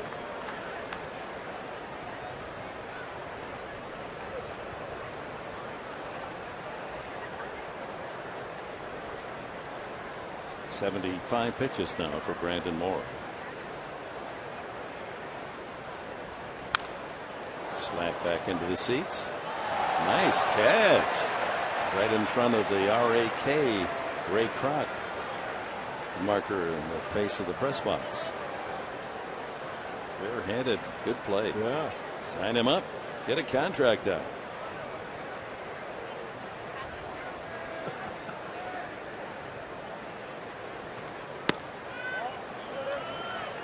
There was a gentleman who did PA in Baltimore. He was a former pitcher. I think it was Chuck Thompson. Does that mean? No, he was the play-by-play announcer. I know who you're talking about. He was the right-handed pitcher, pitched for the Brooklyn Dodgers. And that was his big thing. If a fan caught in Baltimore a home game, he would say, "Give that fan a contract." He'd say it over the PA announcer to the speakers. It was great. I remember that my 2 years there. Oh, that's right. Yeah. Steve Finley, you were a Baltimore Oriole. Yeah, my first 2 years, 89 and 90. Help us out with a name here. Oh, he had like a 100-mile-an-hour fastball in the day. He had a very short career.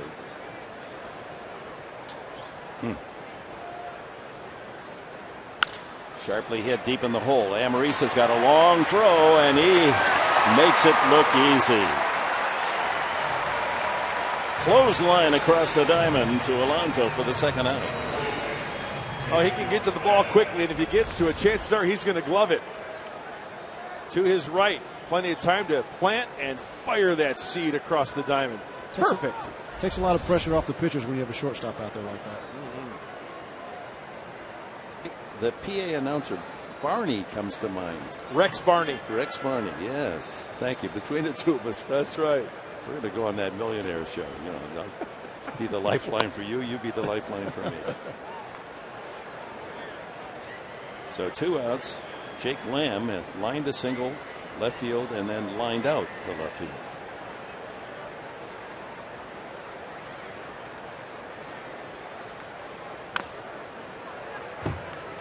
In fact, you know what? Rex Barney played for the Brooklyn Dodgers in 1943. Weren't you listening to me? That's what I said. Yeah. My ADD kicked in.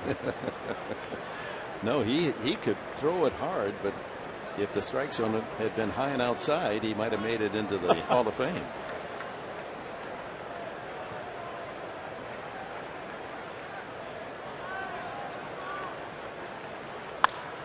Center field. A long run for Myers. He circles to the alley and makes the catch. Another 1-2-3 inning. That's 10 in a row from Brandon Morrow. And it'll be Will Myers who made that catch leading off the Padres' 6th inning. They need a run to tie.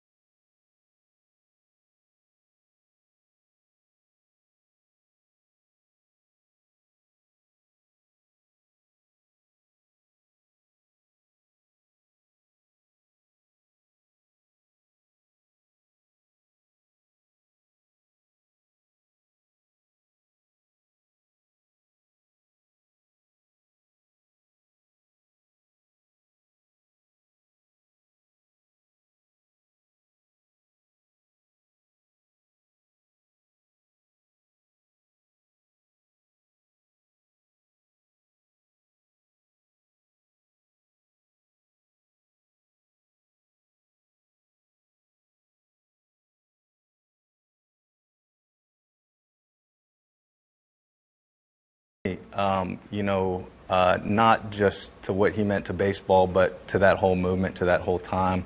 He represents a person who fought and, put himself out there for the things that he believed in, and, especially for a biracial kid like myself, it's crazy to think that not too long ago, my parents wouldn't have been able to get together, so it has a special meaning for me personally, and it's a day that I really enjoy celebrating. That really is a special story from Will Venable, appreciating, the stretch of the wave created by Jackie Robinson.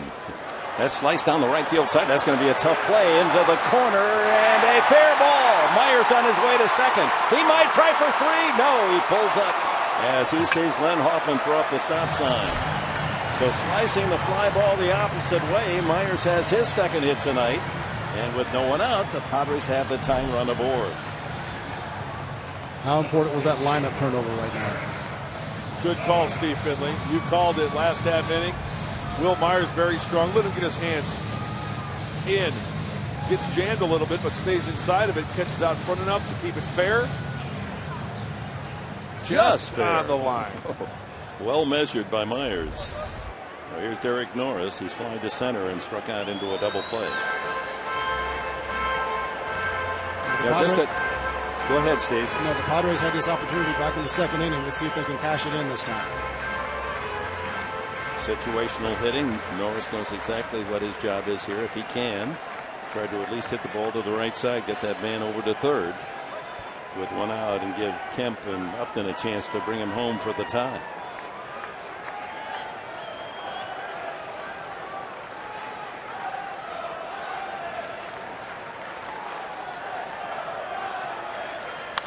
He tries to go to right field. That'll slice into the crowd.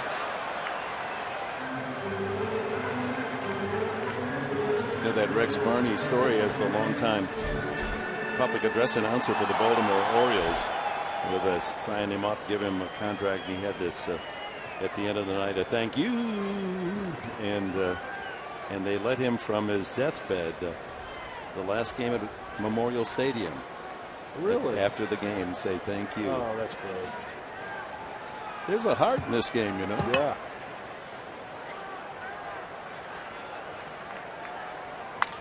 Into center field, base hit. Myers around third. They're waving. No, stop right there, says Hoffman, as Pollock, who has a good arm, comes up firing, and no chance of Myers to score, but Norris delivers the base hit. It's first and third now with no one out for Matt Kemp. And that has to factor into Glenn Hoffman's judgment there, whether you bring him home or not. You've got Matt Kemp and Justin Upton coming up. You don't want to get that lead runner tossed out at the plate. No question about it. Steve Finley, the question I was going to ask you is that you get the same feel kind of on this team as in '98, to where even though you guys had a deficit where there's 2 or 3 runs, that late life with the potential lineup that they have this year. Does that bring back memories? Well, I mean, you've already seen it, how many times they've come back when they've been down. This team has a lot of fight in it, the same as in '98. When you have that, a lot of good things will start happening, especially late in the ball game. Pitching coach Mike Harkey out to talk with Chase Anderson, and there's a stirring out in the bullpen for the D-backs. They have someone throwing. Don't know the name, but he's wearing 42. We'll figure that out. It looks to be former Padre Oliver Perez. He's the left-hander.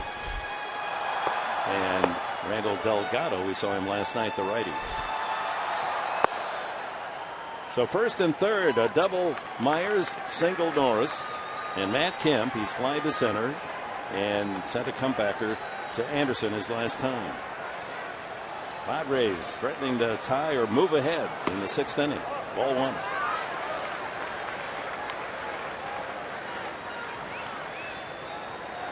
So you go through the lineup the third time. This is the way Anderson has pitched this year. 222 first time, 291 the hitters the second time through, and then 310 the hitters figure it out. Tried to go to right field. A big hole over there.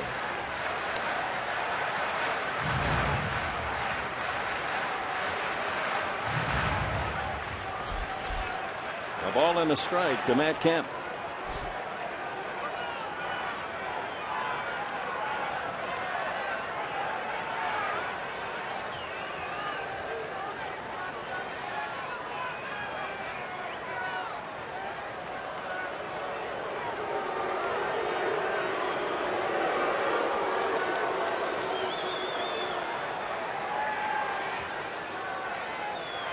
Two men from Oklahoma facing each other here. Another foul.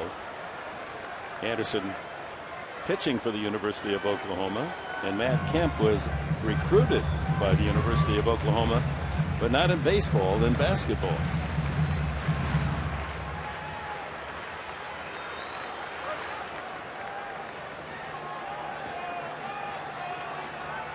Oh, Anderson ahead on the count.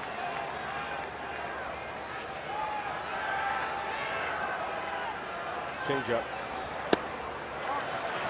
Low, and it's a tough take. 2-2. Infield back. They'll trade a double play chance for the tying run.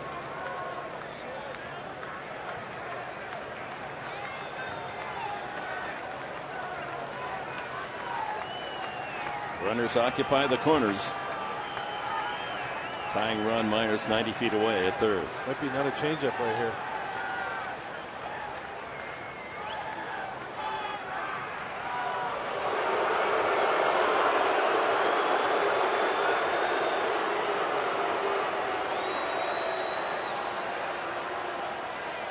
The rules in speeding up the game do not apply once there are men on base. You know, he wiggles that ball around his hammer there. He drops it. Runners on. That's a balk. Move him up.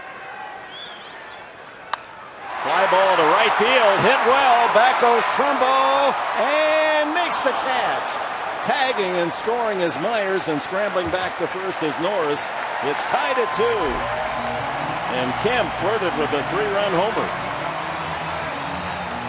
What a great piece of hitting right there to stay on that ball and drive it out to the outfield. Well, the first pitch, Steve Finley, was a fastball away. And you could tell that Matt Kemp really had right center field in his mind. Now he's changing it up a little bit, Anderson, trying to go inside. Change up, spit on that. Not going to swing at it. The high fastball, maybe just under it in just a little bit, just a skosh out in front of it. Otherwise, he would have sent that ball out of the ball yard.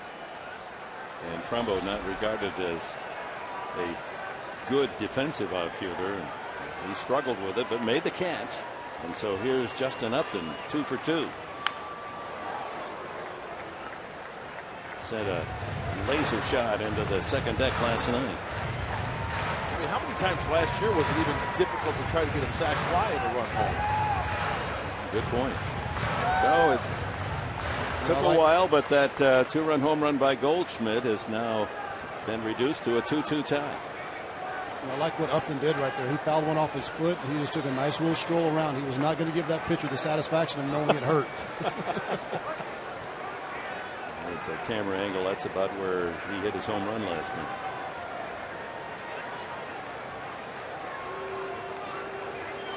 Well, if he hangs one this at bat as Pacheco goes out to have a chat, he hangs with this pitch to Upton, he may lose it right here. He may go yard again.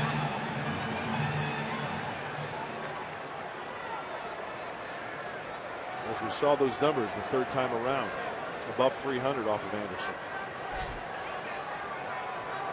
His hitting streak all 10 games of this new season.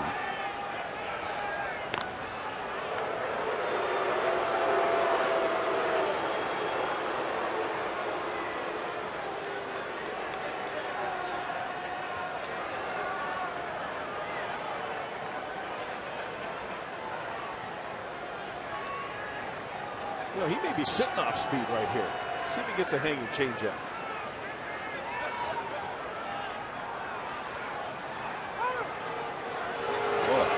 Anderson refusing to pitch the ball.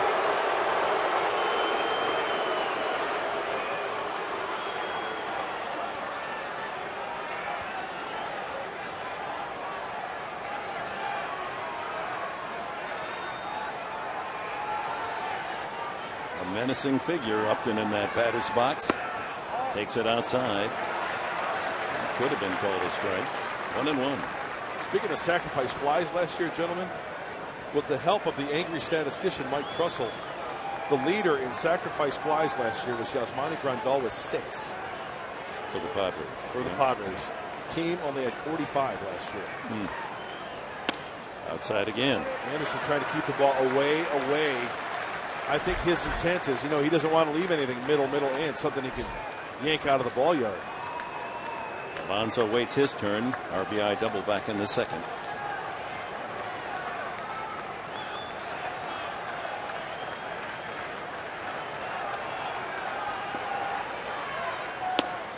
Another pitch away. 3-1.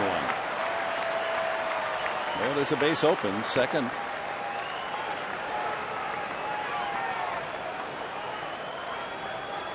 So 3-1. Norris at first base, one out, a run home to tie it here in the Padres' sixth.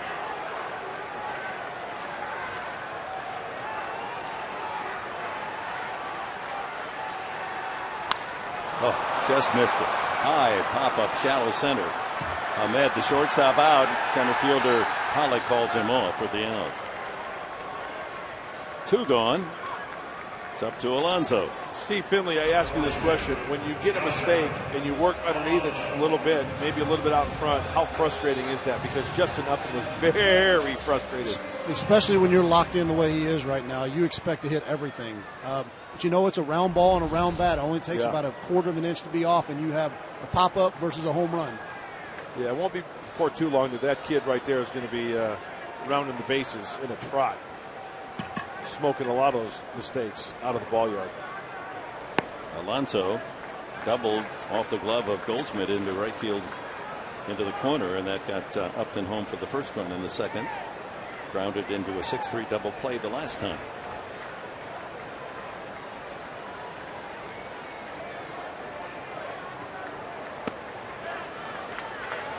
As the count in his favor, 2-0.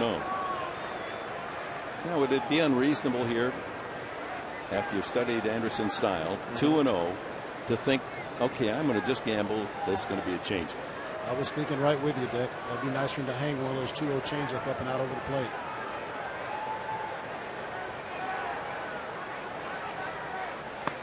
Well, he got a breaking ball at 77. 3-0.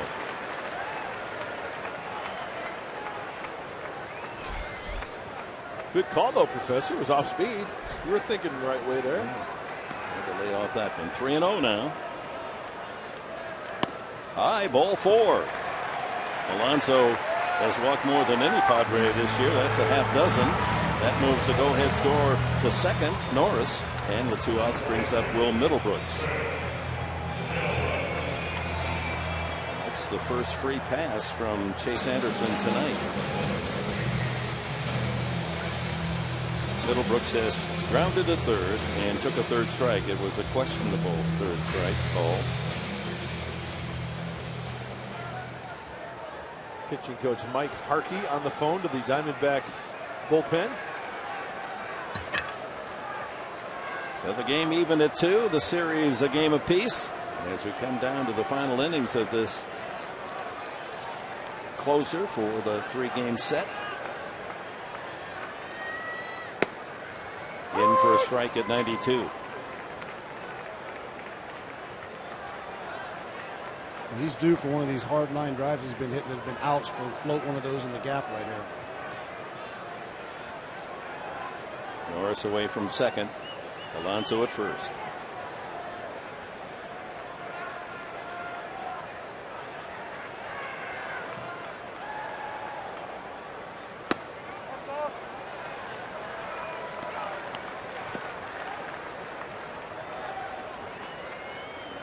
Two-run home run Cole Goldschmidt in the first inning off Brandon Morrow, who's settled down and is retired now 10 in a row. Padres chip away a run in the second, another here in the sixth to tie it up. 2 on, 2 out.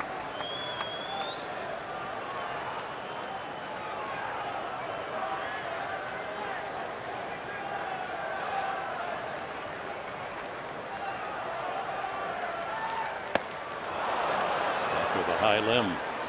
1-2. Such a hard pitch to lay off, isn't it, Steve Finley? That 4-seamer right about eye level, out of the hands. Especially when you want to hit. You have guys in scoring position, struck out your last at bat. You might be pressing a little bit, but yeah, that one's a hard one to lay off of. I swung at it many times.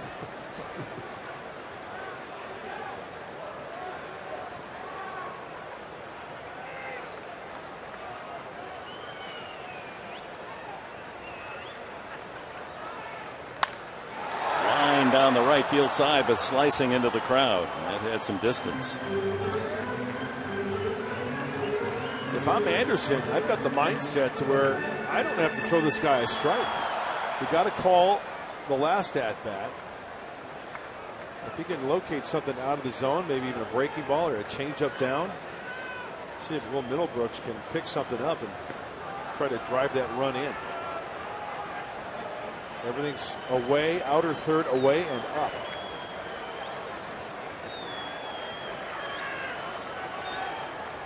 Line drive, base hit, center field. Here comes Norris. Here's the throw to the plate. Going to be close. And they get him. What a throw by Pollock. With 2 outs and Norris running all the way. Pollock with a perfect strike from center field to nail Norris at the plate. It remains 2-2. Padres denied the lead on this major league one-hop throw. On the money. Oh, my.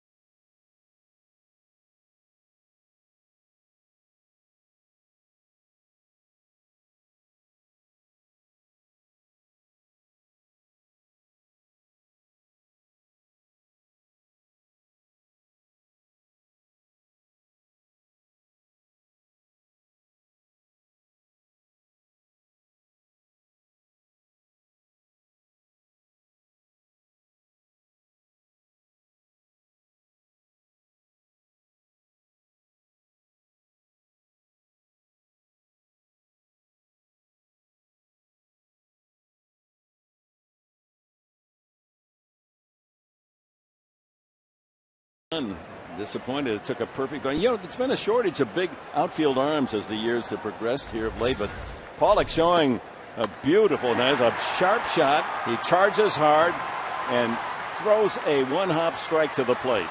And even though with 2 outs, Norris running all the way, nailed on the tag by Pacheco. Perfect.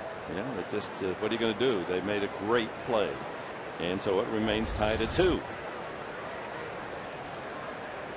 So after 6 innings, the total's 2-8-0 for the Padres. 2 runs, 6 hits, no errors for Arizona. Brandon Morrow to face Hill, Pacheco, and Ahmed in the 7th.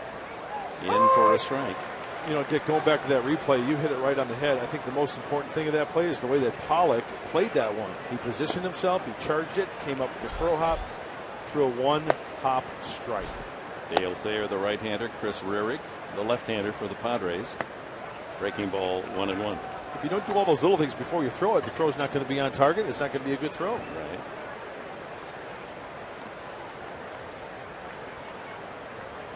The Diamondbacks may have the best set of outfield arms in the National League. Inciardi, he threw out a man at third, remember? Breaking ball out in front is Hill.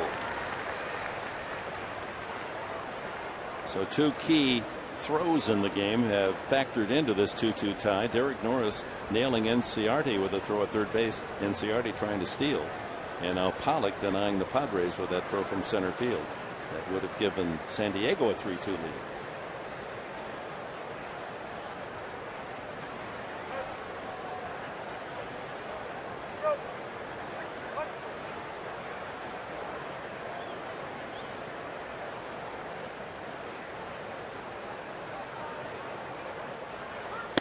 Inside, 2-2. Morrow Hasn't allowed a base runner since Trumbo's 2-out single back in the 3rd inning. 10 straight.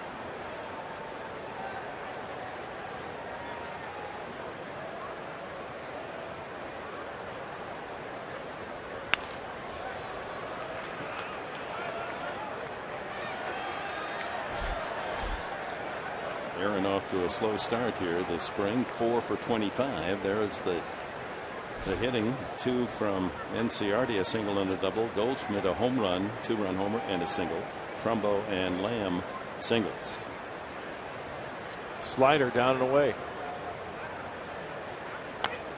And again smothered at the plate. Time now to check the Cholula flamethrower with Brandon Morrow out on the hill. The hot sauce factor, 95. Hot sauce. I like that when it takes your breath away. That's Emmy award-winning commercial. Read.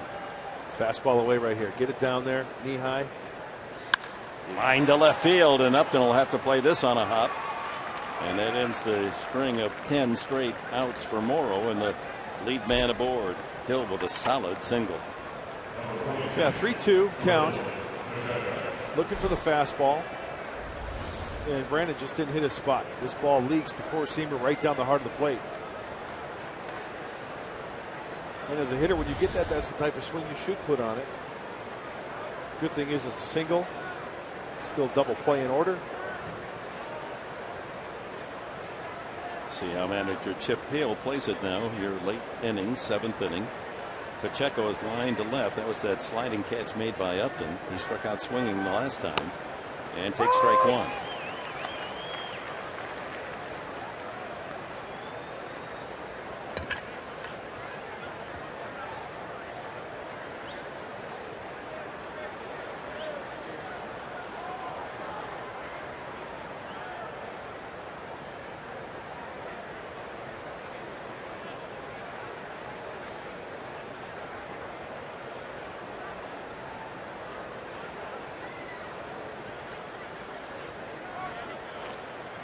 Look at that Fox track accounting of the first pitch. Morrow happy to get the ball back. That was right in the sweet spot for Pacheco. This could be in the tunnel there with a bat along the bubble there. Yasmani Tomas, high-priced Cuban signee by the Arizona Diamondbacks, just called up from Reno. Ground ball to third. Middlebrooks to second for 1. Back to first base. A double play.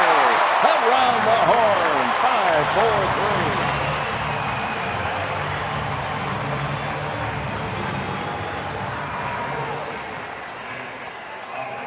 5-4-3. Pitcher's best friend. And the accurate throw from Will Middlebrooks from down under. The lead side for Jed Jerko to get that momentum. They get him by a good 3 steps. Nicely done, gentlemen. Will stayed down nicely. Glenn Hoffman applauds. That changes the character of this inning. Brings up Nick Ahmed, the number 8 batter. Up twice, he struck out twice.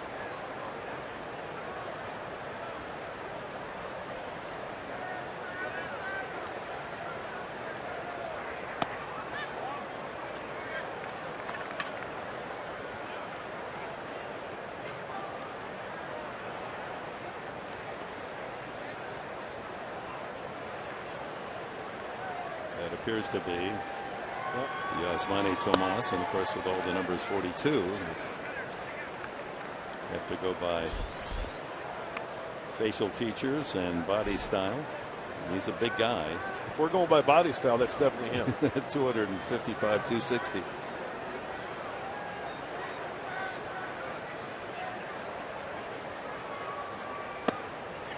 Well, he falls behind 3-0. The man he struck out twice.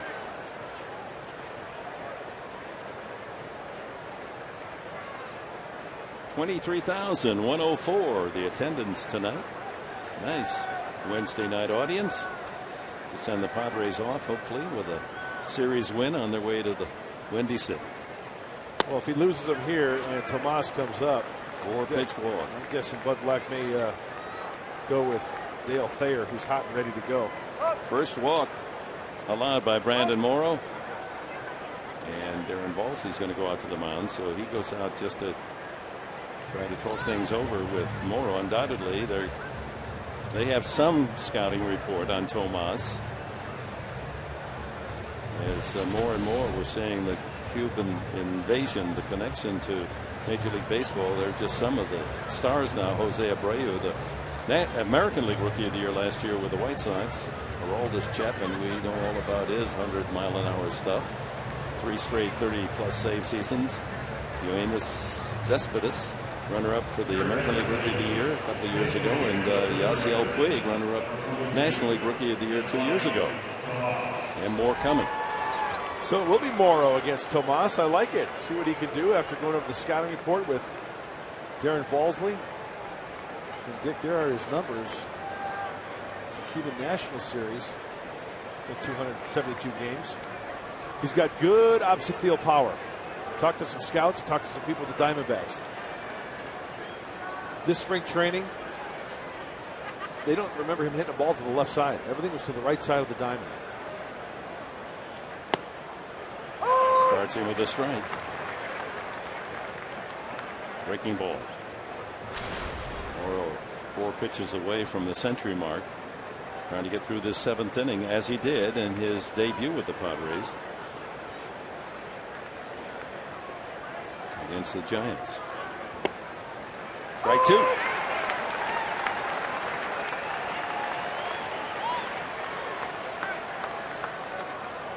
he's certainly built for power, isn't he? He's the 7th Cuban to play for the Diamondbacks. Tony La Russa, Dave Stewart. Brain trust of the Diamondbacks watching. 1-2.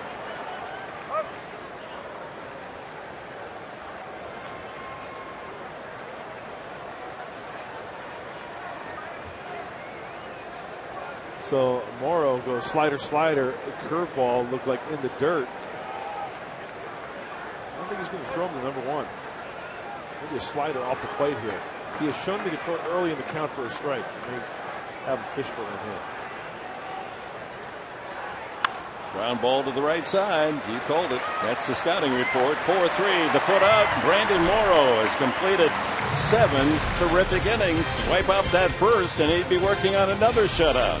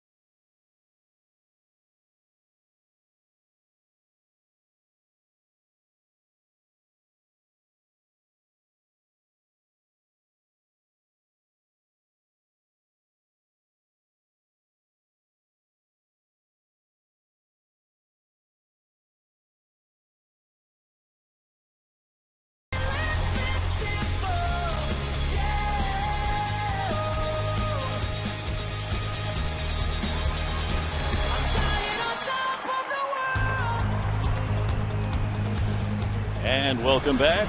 We have a pitching change brought to you by El Cajon Ford as Chase Anderson, after 6 innings, departs and Randall Delgado replaces him. We saw him in the first game of the series. No, last night he was on for just one out. Came in and struck out Justin Upton. Oh, Randall Delgado, he's got a 9-game scoreless streak dating back to last year, the end of 2014. Career high in appearances last year and strikeouts. And what is this right-hander sport? He's got a fastball, changeup, curveball, slider, 88-95. Jed Jerko could square up one of those pitches, give the Padres the lead. Jerko back in the starting lineup is lined to left and took a 3rd strike.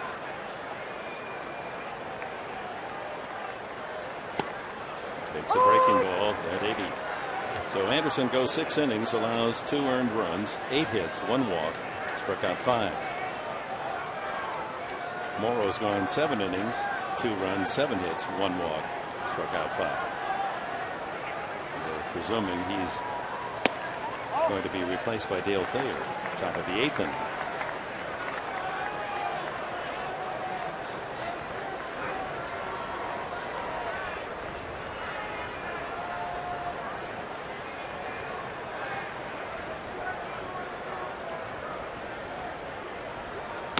Hmm. 95 on the fastball.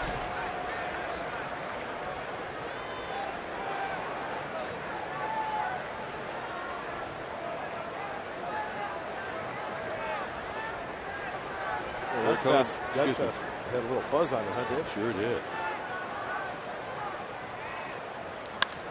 High fly ball, center field. Pollock is there. 1 away. This copyrighted telecast is presented by authority of the San Diego Padres and may not be reproduced or retransmitted in any form. And the constant description of this game may not be disseminated without the express consent of the San Diego Padres. Alexi Amarista. And then will be the pitcher's spot. We're waiting to see who might be coming out of the dugout for the Padres. Amarista singled, ground single to center is last time, line to left in the other at bat. Myers and Upton with a pair of hits to lead the way. Kemp and Alonso with the RBIs. That 95 is straight. These Padre hitters get some timing on this guy Delgado, and they can turn that around. And here it is. Solarte loosening up in the on-deck circle.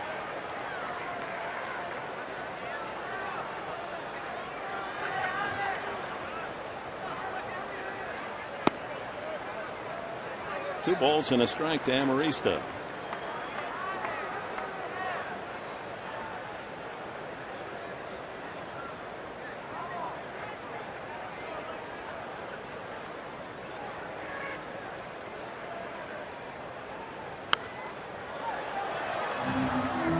Changeup pecked foul. Joaquin Benoit pitched the 8th inning last night.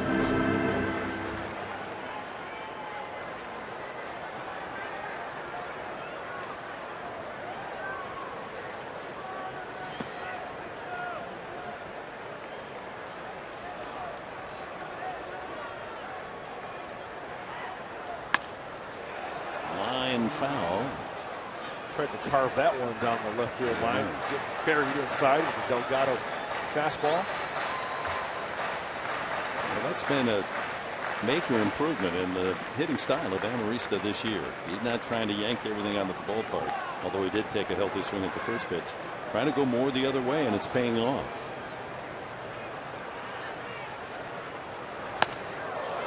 .93 on that high heater. Diamondbacks, if they beat the Padres, we'll call them Demonbacks. They go off tonight and head north to play the Giants a 4-game series starting tomorrow. Ball 4, a 1-out walk to Amarista.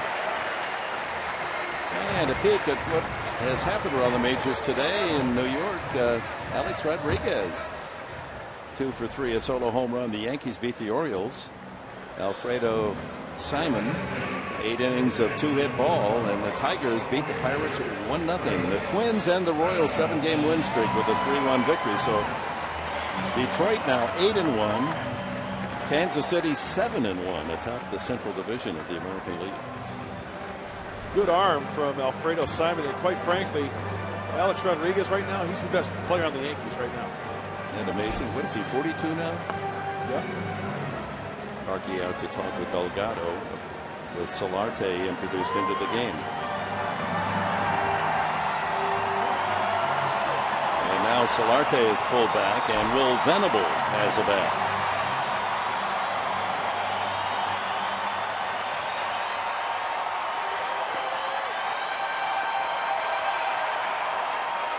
Venable, who homered in this homestand. And here you have it against the Giants on Sunday. He yanked one down the right field side and well out of Petco Park. His first of the season. Part of the Padre victory against the Giants.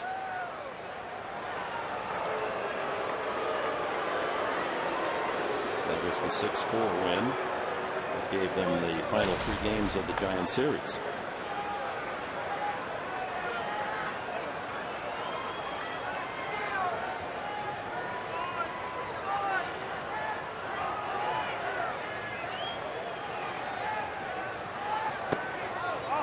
Down low. Speaking of the Giants, they've lost 5 in a row, the 3 in a row here, and then go back home, and Colorado has beaten them the first 2 games of that series, and the Rockies lead again tonight 4-1 in the 4th inning. Here's Bochy, short-handed. He just doesn't have any hitting. Too many injuries.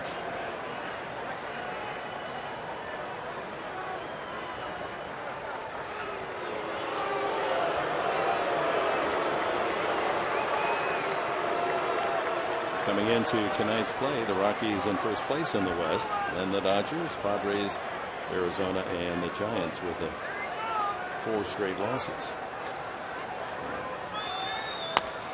Smothered to first. Goldschmidt has only 1 play, throws to second just in case. And Marista gets careless and leaves the bag. Does not. That serves as a sacrifice.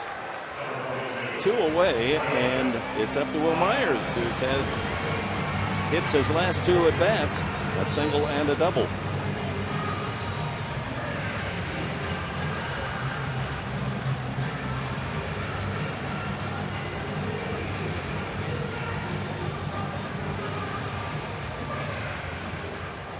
Two-two tie, bottom of the 7th. The Padres with a chance to grab the lead.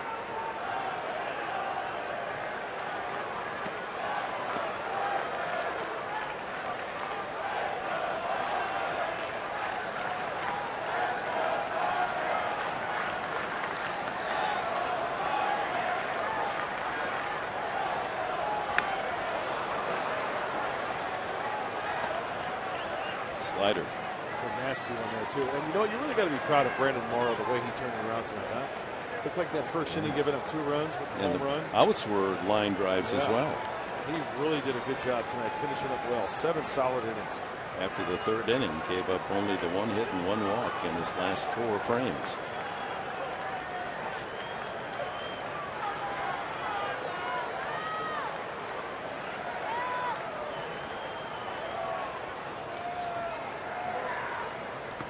In the dirt, good block by Pacheco. Go-ahead score carried by Amarista at second base. Last inning, Padres close to taking the lead.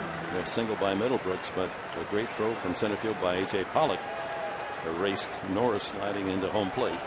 Game remaining 2-2. So Morrow looking for an RBI hit here. That would give him the pitcher of record and a possible first win as a Padre.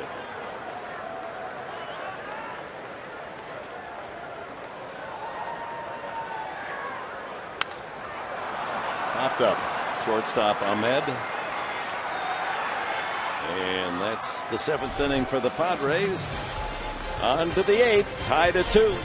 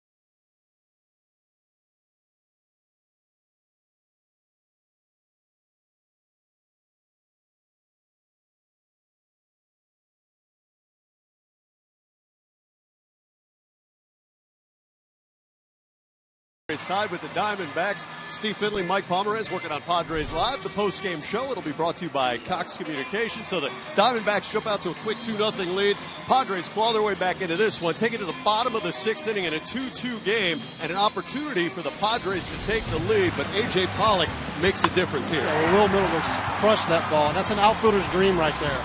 Be able to get a long one-hopper like that, and he's got a cannon. He threw a perfect strike to the plate. Took a strike to beat him. Norris running hard all the way. Just unable to beat the perfect throw. Boy, a step either way. We got a 3-2 game, but instead it is tied at 2. What we see on Padres Live, the post-game show. We'll talk about everything that happened on the field. You're going to hear from Buddy Black. We're going to get you set up for the Cubs series, too. And you're going to hear what James Shield told us he's most looking forward to. And he's never pitched at Wrigley Field. So I'll have all that for you and a whole lot more, plus a recap of Jackie Robinson Day. That's after the final out. Take it, Mark. And all on college night with a man from Clemson, Mike Pomerantz, and Southern Illinois Saluki, Steve Finley, giving you all the information. Well done, Professor. Well, you know, tie in. We got the enthusiasm of the college students here tonight. 23,104, and a lot of folks from San Diego State, USD, UCSD, Point Loma. They're here enjoying baseball at Petco. Joaquin Benoit. Enciarte, 1-1. Enciarte singled to left to open the game, doubled to right in the 3rd, and grounded out to second base in the 5th inning. Pollock and then Goldschmidt. Anyone gets on Trumbo. So the big guys scheduled here for the D-backs in the 8th inning against Benoit.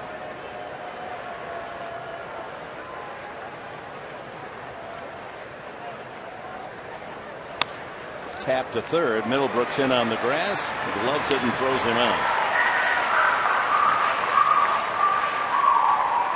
2. The kid can pick it at 3rd. He sure can. Started that double play in the last inning that erased hope for the Diamondbacks. Here's Pollock. He was robbed of a hit by Matt Kemp back in the 1st inning. Kemp ran into the corner near the foul pole, crashing into the wall to one-hand his drive. Grounded to short and popped to second sense. He has his footprint on this game tonight. Lines this one. Upton comes in and has to play it on the hop. Justin didn't get a very good break on that one. Chris Button, what do you have for us? Well, Dick, because of Matt Kemp's time with the Dodgers, he got to know the Robinson family very well and has now started donating to the Jackie Robinson Foundation. Him, Melvin Upton, and Justin Upton, all part of the people that donate for it. And what it does, it gives 4-year scholarships to kids. And Matt said back in 2013, that's when he really started to feel like he wanted to help out the cause. Now, that's a great story. Jackie Robinson growing up in Pasadena and matriculating at UCLA. Not only a great athlete, but cerebrally, he was so sharp. And when he left the game, he didn't quit in his fight for social equality. Goldschmidt, tough out, 2 for 3, a home run and a single. Boy, wow, that's a pretty good pitch, huh? Got a good hitter up there. That's where you want to throw. Same spot, different result from umpire Johnson. Well, after Joaquin Benoit's season debut in Los Angeles gave up the home run to Adrian Gonzalez, he's had 4 scoreless outings, so he's in a groove right now. The 2 toughest hitters in the lineup. Long ball threats face him now. Goldschmidt with Trumbo on deck. He's keeping the ball right on that outside edge. Little slider right there.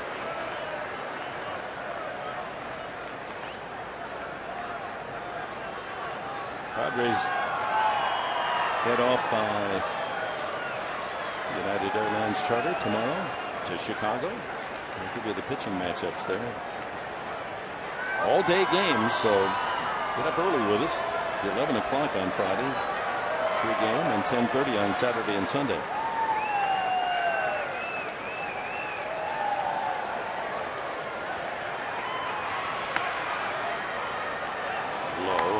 Good take by Goldschmidt, 2-2. Friday it'll be James Shields, as you've already heard, his first ever appearance in Wrigley Field. So as he told us, he's been to all the major league parks now after Chicago, but one, that would be Cincinnati. Jason Hamill will be on the mound for the Cubs on Friday. 2-2. And the slider outside. There's a matchup. Shields Hamill on Friday. Saturday, Tyson Ross against Kyle Kendricks. And then on Sunday, Andrew Kastner against his former team, the Cubs, against the big acquisition, John Lester, by the Cubs in the offseason. Well, the big pitch here with one out and a man at first base and a dangerous hitter, Goldschmidt, full count. Runner goes, swing and a miss, throw to second base, a double play, strike him out, throw him out. Derek Norris captures another. He claims his second tonight, trying to steal. Goldschmidt strikeout and a perfect throw to Jerko, plants the tag on Pollock, and the Padres come up in the bottom of the 8th inning, a 2-2 deadlock.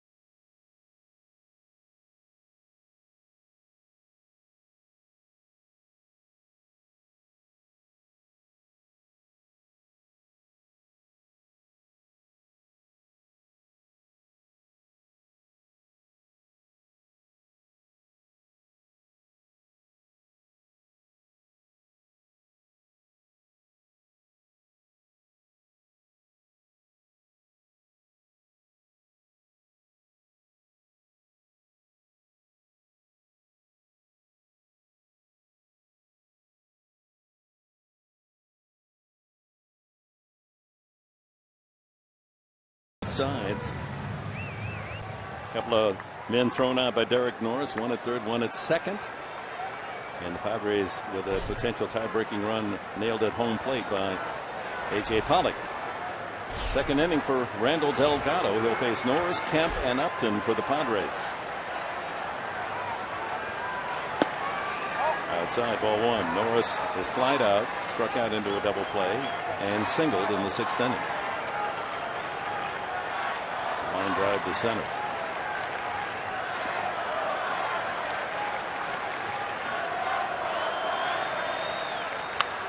High fly. He just missed that one. Shallow and left. Inciardi making the play. Let's go back to our keys to the game, brought to you by your San Diego Honda dealers. How's it look? Well, contain Inciarte and Goldschmidt, the number 1 and 3 hitters who can do some damage with speed and the bat. Inciarte, Goldschmidt, 4 for 8. In my math, that's 500. A double, a home run, 2 RBIs, 2 runs, and errorless baseball. For the Padres, no miscues. And we are knotted up at 2. And even though they're 4 for 8, they collaborated on the 2 runs back in the 1st inning, but harmless since. So what's my mark? Well, you get an A in math because you're right. I mean, you nailed that. I mean, snap quiz. I studied all night for that one. Snap quiz, and you're all over it. There's Craig Kimbrell. Sharp as a bowling ball. Gets ready in the bullpen. 1-0 to Kemp. Shift is on. Looked as if he's trying to beat it going to right field. And in the outfield, you see how far off in center field Pollock is in right field there. To the first base side of second base. And now look, the second baseman, Aaron Hill, is shifting from the shortstop side over to the second base side. That's interesting. A big hole up the middle for Kemp to aim. Outside. Matt is flied out on a comebacker, and his sacrifice fly to deep right field in the 6th inning knocked in the tying run. I guarantee you, Delgado's going to try to keep the ball away. If he's going to throw something in, it better be well off the plate inside. Oh, another pop-up. Right fielder Trumbo eases in for the second out. So Delgado gets both Norris and Kemp on high fly balls.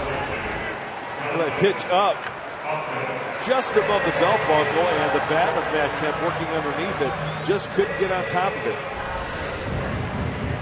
Justin Upton, a pair of singles and a fly out to center.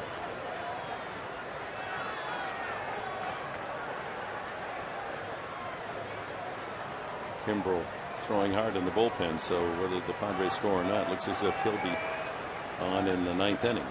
That ball to hit hard and far, touch a ball.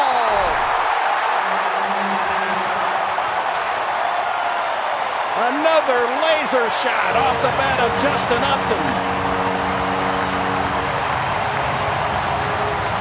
And when he hits home plate, the Padres claim the lead 3-2.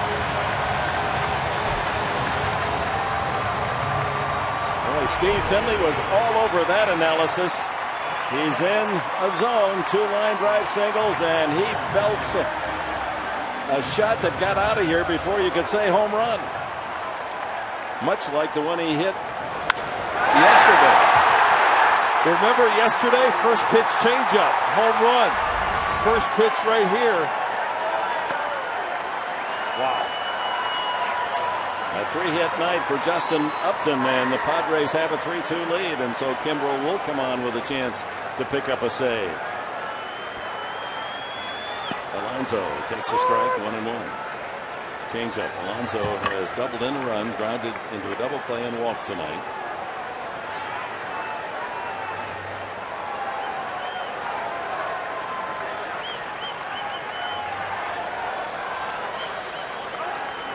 Chris Button has to be wearing a big smile. She took Justin Upton in the pick to stick. 9 points for her. That sent her into first place by my calculation. Late swing by Alonso.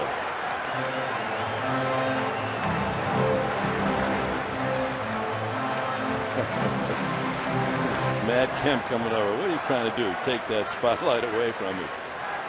Wow. That's just a line drive home run. You don't see many that get out that fast.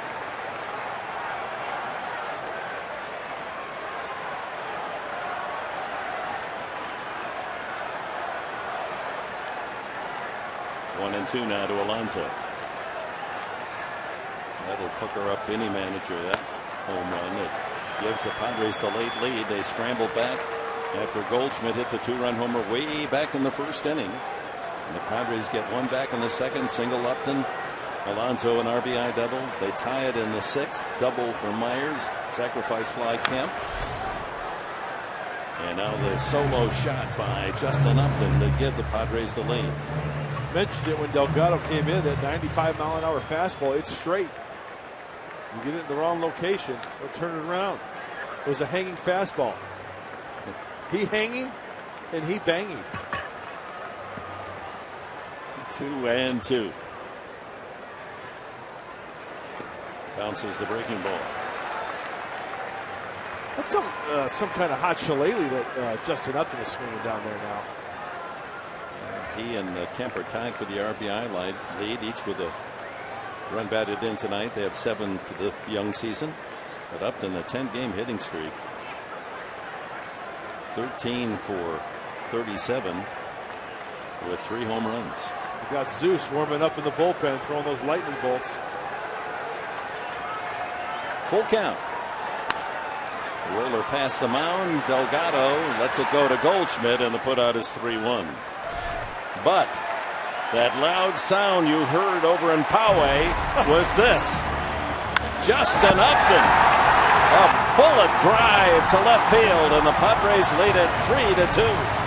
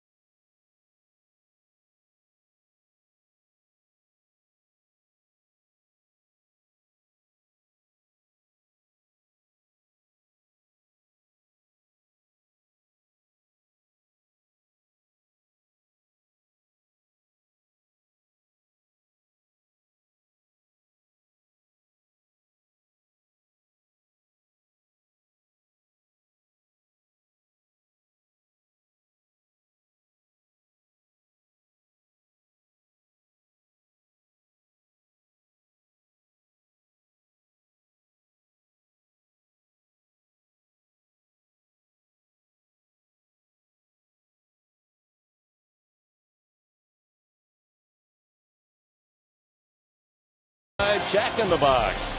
Head to Jack in the Box for Jack's Blazing Chicken Sandwich. By Petco.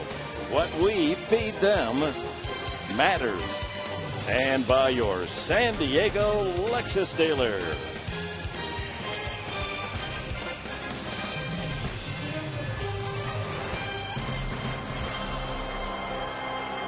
The star of the night at the moment, Justin Upton, a 3 for 4 with a big home run to give the Padres a 3-2 lead. And here's Craig Kimbrell. He's making his third appearance as a Padre.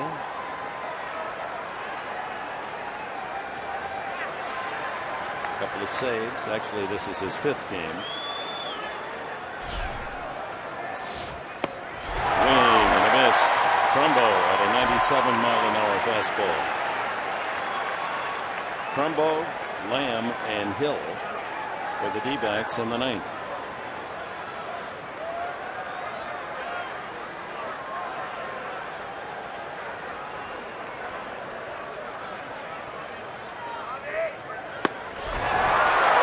Again, strike 2.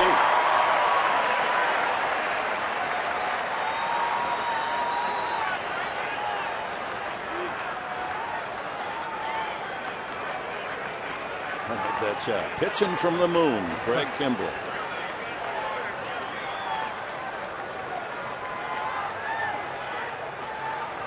Strike 3, swinging.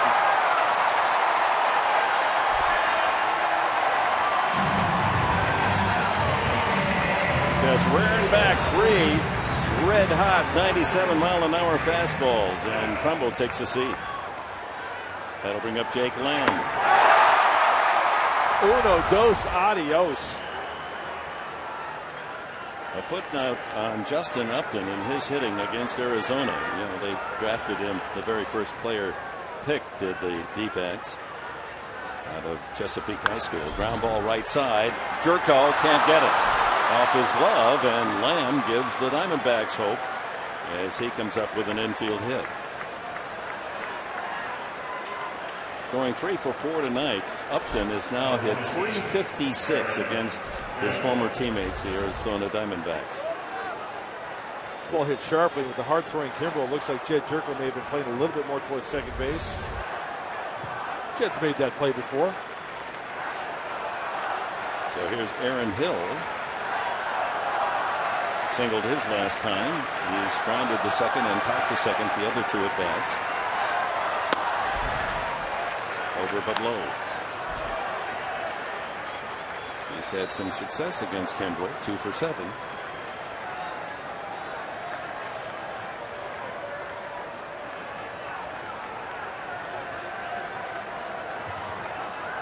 One out. The D-backs have the tying run at first.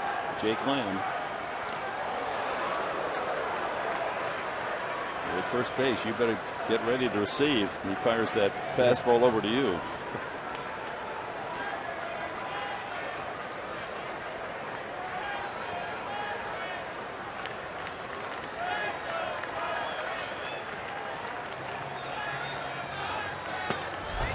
Way outside, 2-0. Well, since entering the big leagues, Craig Kimbrel, that was in 2011. His power right-hander leads all the major leaguers in saves with 187, going for 188 here tonight at Petco Park.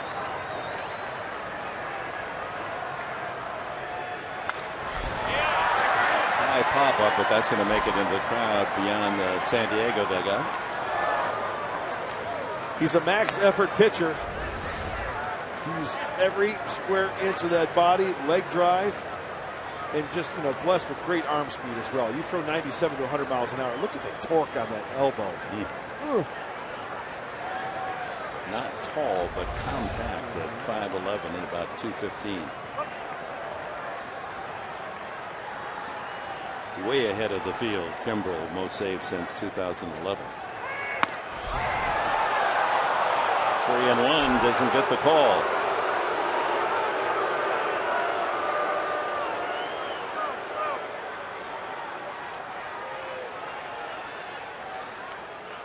Nissan presents the Fox Tracks evidence that ball was a strike. And now Kimbrel in the hole, 3-1.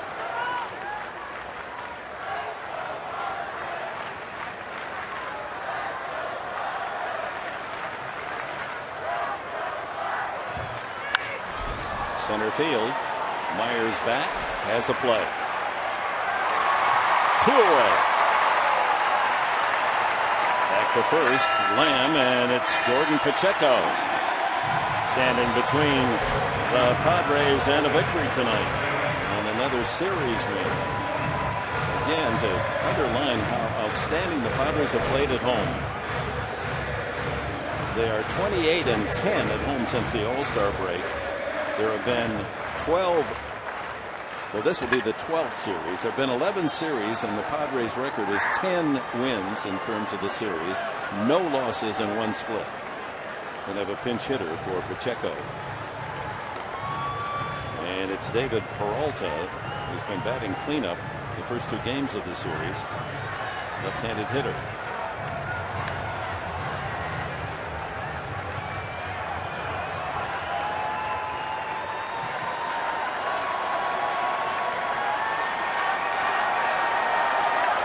Last night was 0 for 3, was hit by a pitch. He was 1, 2 for 5 in the first game. Crowd of 23,104 on their feet. Strike 1. A little more on that fastball, 98.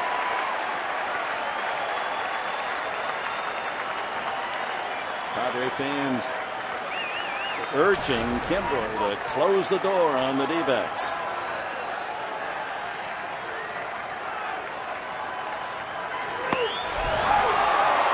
Outside.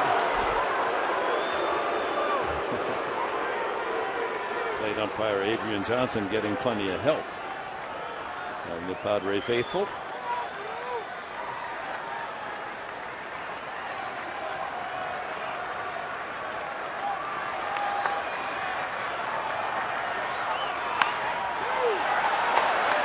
Hit into the crowd. No play for Middlebrooks.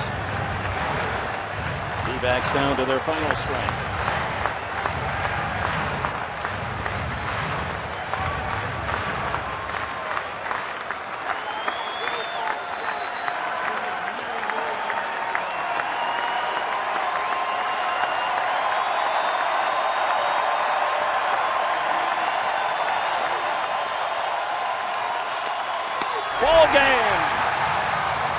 Kimbrel seals the deal with another strikeout. And the Padres have taken the series 2-1, go on the road with a 6-4 record. And here's Mike Pomerantz. Dick, thank you very much. Really looking forward to the postgame show. Certainly hope you're going to join us. Justin Upton, have yourself a series, will you? 5 for 11 against the Diamondbacks. Back-to-back nights, home runs, 3 on the year. Steve Finley is going to show you what he's doing right at the plate to lead to that. And we're going to remember Jackie Robinson on his special day.